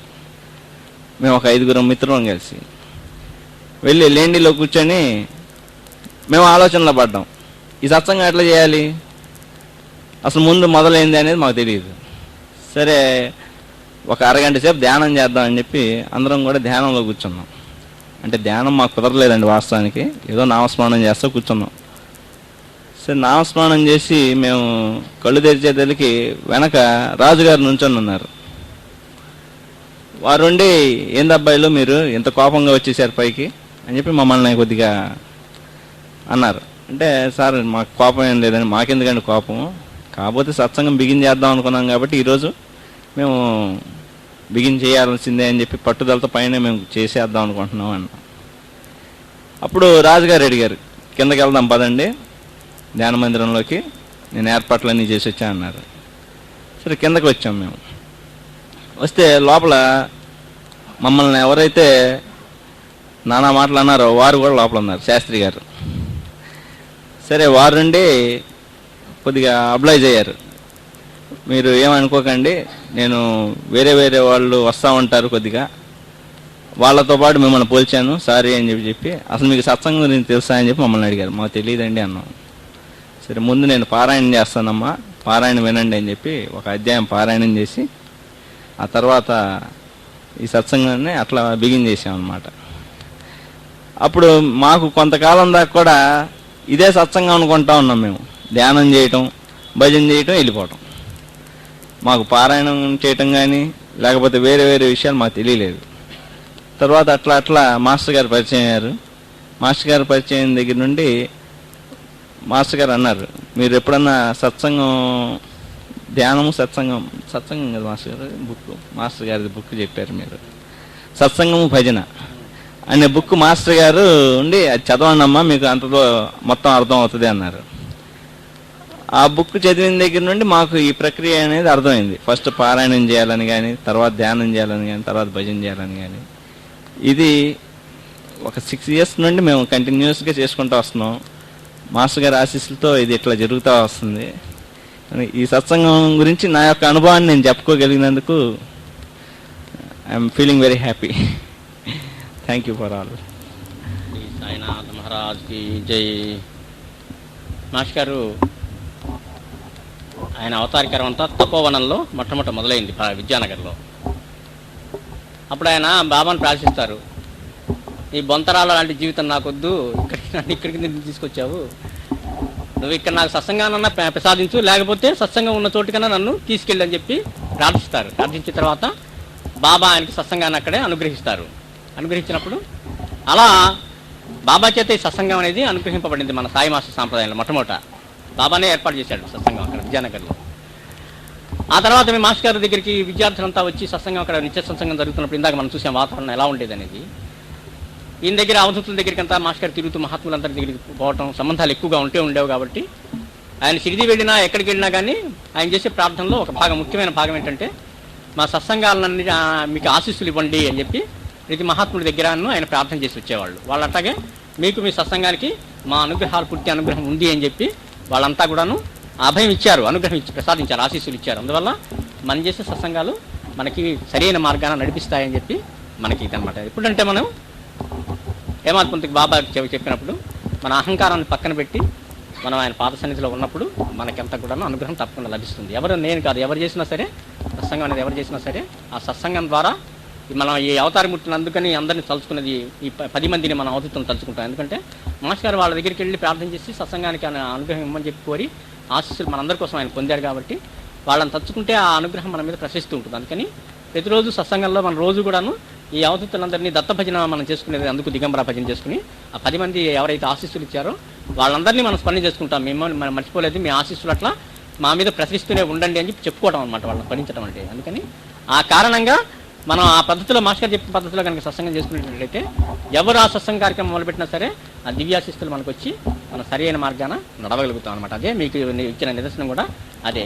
కొన్ని నేను కాదు, కొన్ని వందల మంది సత్సంగం చేస్తున్నారు. మాస్టర్ గారికి సంబంధించిన సత్సంగ కేంద్రాలు కొన్ని వందలు ఉన్నాయి. ఆ 100 సత్సంగ కేంద్రాలు కూడా మన అందరినీ కూడాను సరైన మార్గానే నడిపిస్తున్నాయి. అవి ఎవరు కూడా తప్పటడుగులు వేయట్లేదు, ఖచ్చితంగానే చక్కగా నడుస్తున్నారు, అనుగ్రహం పొందుతున్నారు అనమాట. అందుకని మనం కూడా అలాగే అనుగ్రహం పొందుతాం. శ్రీ సాయినాథ్ మహారాజ్ కి జై, గురుదేవ దత్త కీ జై, భరద్వాజ్ మహారాజ్ కీ జై. మాస్టర్ గారి యొక్క పండగ దగ్గరికి వస్తున్నది. ఏప్రిల్ 12వ తారీఖున ఆ రోజున ఒంగోలు వెళ్ళి మాస్టర్ గారి సమాధిని తప్పనిసరిగా దర్శించుకొని రావాలి. మనం దానికి ఆ వెసులుబాటు చూసుకోండి. ఇప్పటి నుంచి చెబుతున్నది ఎందుకంటే ఆ రోజున వెసులుబాటు చూసుకుంటారని ముందుగానే చెబుతున్నాను అనమాట. తర్వాత మనకి అనుకున్నట్టు సమయం మనకు అనుకూలించేటట్లయితే 8వ తారీఖు నుంచి కూడాను మనం రోజు 1 గంట సేపు కూర్చొని ఒక 10 నిమిషాలు సత్సంగం చేసుకొని 50 నిమిషాల సేపు ధ్యానంలో కూర్చుందాం ఒక 6 రోజుల పాటు. 12వ తారీఖు కాకుండా మిగతా 8వ తారీఖు నుంచి 14వ తారీఖు వరకును రోజు కాసేపు ధ్యానం అవకాశం మనం చూసుకొని అలా చేసుకుందాం. ఇంకా ఫైనల్ చేసుకోలేదు మనం. రోజు కూర్చోడానికి మనకు అవకాశం ఇక్కడ ఏర్పాటు చేసుకోవాలి. మనం 8 నుంచి 14 దాకా చేసుకుంటే ఒక 10 నిమిషాలే ఉంటుంది సత్సంగం. 50 నిమిషాలు బాబా స్మరణలో మనం ధ్యానంలో కూర్చోవటం ఉంటుంది ఈ 6 రోజులను. అలా మనం బాబా మనల్ని అనుగ్రహించమని కోరుకుందాం. తర్వాత ఉగాది పండుగ నాడు మనకి ఇక్కడ సత్సంగంలో మనం కలుసుకోలేం కాబట్టి ఇప్పుడే అందరికీ ఉగాది శుభాకాంక్షలు. ఆ రోజున చక్కగా పండగ బాబాకి విశేషంగా పూజ చేసుకొని ఆ ఉగాది పచ్చడి అది తిని అందులో చేదుని మర్చిపోయి ఎక్కువ తీపి కలుపుకొని శుభ్రంగా చేసుకోండి. ఎందుకంటే చేదు అనుభవం నేను ఇప్పుడు కోరుకోను అనమాట. అందుకని అందరు తప్పకుండా ఎక్కువగా కలుపుకోండి. కలకండ పెట్టేవాడు బాబా. అది వేప ఆకులు ఎవరికి ఆయన పెట్టలేదు, కలకండ ముక్కలే పెట్టేవాడు. అందుకని కలకండ ఎక్కువగా కలుపుకొని ఆ ఉగాది ప్రసాదం మనం తీసుకుందాం. అందరికీ ఉగాది శుభాకాంక్షలు. ఆ రోజు కూడా మనం కలుసుకుని ఎప్పుడప్పుడు కలుసుకుంటే ఆ రోజు శుభాకాంక్షలు మనం తెలియజేసుకుందాం.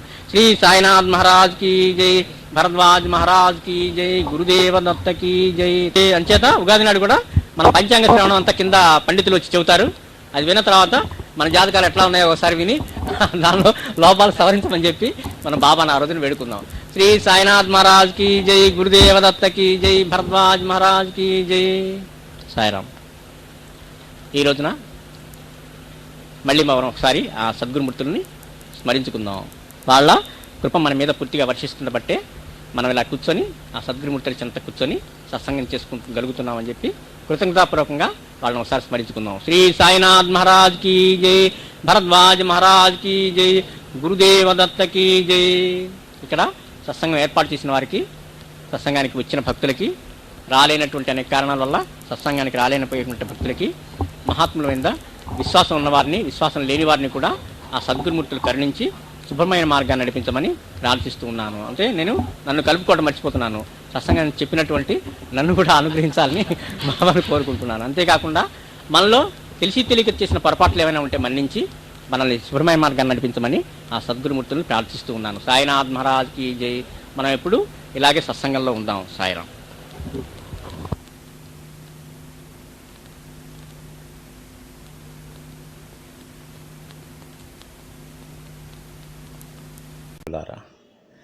గురుబంధువులారా, భక్తులారా, ఈ సాయి మందిరం పాట వింటే ఆయన బాబా యొక్క తత్వం అంతా హృదయంలోకి వచ్చి ఆయన కళ్ళల్లోంచి వెలువడేట కరుణ మన మీద ఆ పాట విన్నంతసేపు అలా ప్రసరిస్తూ ఉండి ఏదో తెలియని ఒక పరమానందం కలుగుతుంది. ఇదంతా దేనికంటే మాస్టర్ గారు చెప్పింది, ఈ బాబాని ఇలా గుర్తుపెట్టుకోవటం, ఇది కూడా బాబాని గుర్తుపెట్టుకోవటంలో ఒక భాగమే. పాట పాడుకుంటాం, అది వినటం అంతా కూడాను. మనం ఇంతకుముందు అనుకున్నాం, ఈ జగత్తులో, ఈ ప్రపంచంలో, మానవ సమాజంలో మనకి కష్టాలు ఎదురవుతున్నాయి, ఇబ్బందులు, కష్టాలు బాధపడుతున్నాం. వీటి నుంచి బయటికి రావడానికి ఎంత సుఖంగా ఉన్నాం అనుకున్నా కానీ ఏదో కొంత కలత ఉంటూనే ఉంటుంది. వీటికన్నిటికీ కారణం ఏంటంటే మానవుల్లోని దుర్గుణాలే. ఈ దుర్గుణాల స్థానంలో సద్గుణాలు ప్రవేశపెట్టి మనల్ని ఉద్ధరించడానికి ఈ మహాత్ములు అవతరిస్తారు. వాళ్ళని కనుక మనం తలుచుకున్నట్టయితే వాళ్ళ గుణాలు మనకు వస్తాయి, వాళ్ళ సద్గుణాలు మనలో నెలకొంటాయి. అందుకని ఎక్కువగా మనం గుర్తుపెట్టుకోవటం. మనం అప్పుడప్పుడు అనుకుంటూ ఉండొచ్చు, ఏంటంటే ఏముంది, జన్మ 100 ఏళ్ళ కంటే బతకం కదా, ఎలాగో గడిపేస్తాం, కష్టాలు నష్టాలు ఏదో సుఖాలు దుఃఖాలు ఏవోటి అయిపోతుంది అంతటితో, ఇంకేంటి దీని గురించి అంత పెద్ద ఇది అని కూడా ఒక్కోసారి మనకి ఆలోచన వస్తుంది, మనకి అవగాహన లేకపోవటం వల్ల. కానీ మనం అంటే ఈ శరీరం కాదు, ఈ శరీరం దాల్చి వదిలేసి మళ్ళీ ఇంకో శరీరం వస్తూనే ఉంటుంది జన్మ. ఈ జన్మ ఎలాగో గడిచిపోతుంది కదా అని మనం నిర్లక్ష్యం చేయకూడదు. ఎందుకంటే మళ్ళీ జన్మ వచ్చినప్పుడు మళ్ళీ సమాజం ఇంతకంటే దుర్భరంగా ఉందనుకోండి, అప్పుడు ఇంకా మనం ఇబ్బందులు ఎక్కువ ఎదుర్కోవాల్సి వస్తుంది. అంతేకాకుండా మనం చచ్చిపోయేటప్పుడు మన పిల్లల్ని ఈ సమాజంలో వదిలేసి వెళ్ళాలి. ఎలాంటి సమాజంలో మనం వదిలేసి వెళ్తాం? ఈ పిల్లల్ని ఎలా అనుకుంటాం మనం? చక్కటి ఒక మంచి ప్రదేశంలో మంచి మనుషుల మధ్య వాళ్ళు సుఖపడే రీతిన అన్ని అరేంజ్మెంట్స్ చేసి సౌకర్యాలన్నీ సమకూర్చి పిల్లలకి మంచి వాళ్ళ మధ్యలో ఉంచి పోయేటప్పుడు కూడా మా పిల్లల్ని జాగ్రత్తగా కాపాడుతూ ఉండండి అని చెప్పి మరణించే సమయంలోగా చుట్టాలకు అప్పచెప్పి అలా పోతుంటాం మనం. ఈ సమాజం కనుక మనం అట్లా వదిలేసి వెళ్ళామంటే మన పిల్లలు ఎంత కష్టపడతారు ఇంకా ఇంకా సమాజంలో ఉండి. తర్వాత మళ్ళీ మనం జన్మ వచ్చినా కానీ ఈ సమాజంలోనే మనం మానవ సమాజంలో పోతాం. ఎందుకంటే బాబాని సద్గురుమూర్తులను కనుక మనం ఎక్కువ తలుచుకునేటట్లుగా మళ్ళీ మానవ జన్మే వస్తుంది. ఈ సమాజంలోనే ఉంటాం, మళ్ళీ ఇంకా ఎక్కువ కష్టాలు ఎదుర్కోవాల్సి వస్తుంటుంది. అందువల్ల ఏంటంటే మన బాధ్యతగా, ప్రతి వారి యొక్క బాధ్యతగా ఈ సమాజాన్ని బాగు చేసుకోవాలి, సద్గుణవంతులుగా చేయాలి మొత్తం మనుషులందరినీ. ఆ ప్రక్రియ మన వంతు కూడా కొంత చేస్తూ ఉండాలి, అందరూ చేస్తుండాలి, నిరంతరం కొనసాగుతుండాలి. మనుషుల్ని, మానవుల్ని సద్గుణవంతులుగా చేసేటటువంటి ప్రక్రియ. దానికోసమే మహాత్ములు అవతరణ, వాళ్ళని మనం తలుచుకోవటం. వాళ్ళు మనకు చెప్పింది ఏంటంటే మమ్మల్ని తలుచుకోండి, సద్గుణమూర్తుల్ని తలుచుకోండి, సద్గురువుల్ని, వాళ్ళ గుణాలు మనకు వస్తాయి, సమాజంలో అందరిలో ప్రవేశిస్తాయి, బాగుపడుతుంది, సుఖంగా ఉండగలుగుతారు ఎప్పటికైనా కానీ అని చెప్పి ఆలోచన అనమాట. ఈ పాట కూడా పాడుకునేటప్పుడు కూడా మనకి ఆ గుణాలు, ఎన్ని మంచి గుణాలు బాబాలో, ఎంత మంచి గుణాలు, ఎంత ఇది మనకి ఒక్కోసారి అనిపిస్తుంది. బతికితే బాబాలాగా బతకాలి అంతే, ఆయనలాగా ఉండాలి, ఆయన క్యారెక్టర్ ఎలాంటిదో, ఆయన హృదయం ఎలాంటిదో, ఆయన ప్రేమని మనం కూడా పంచగలగాలి మన హృదయంలోకి తెచ్చుకొని. అలాంటి భావాలు మనకు కలుగుతాయి అన్నమాట.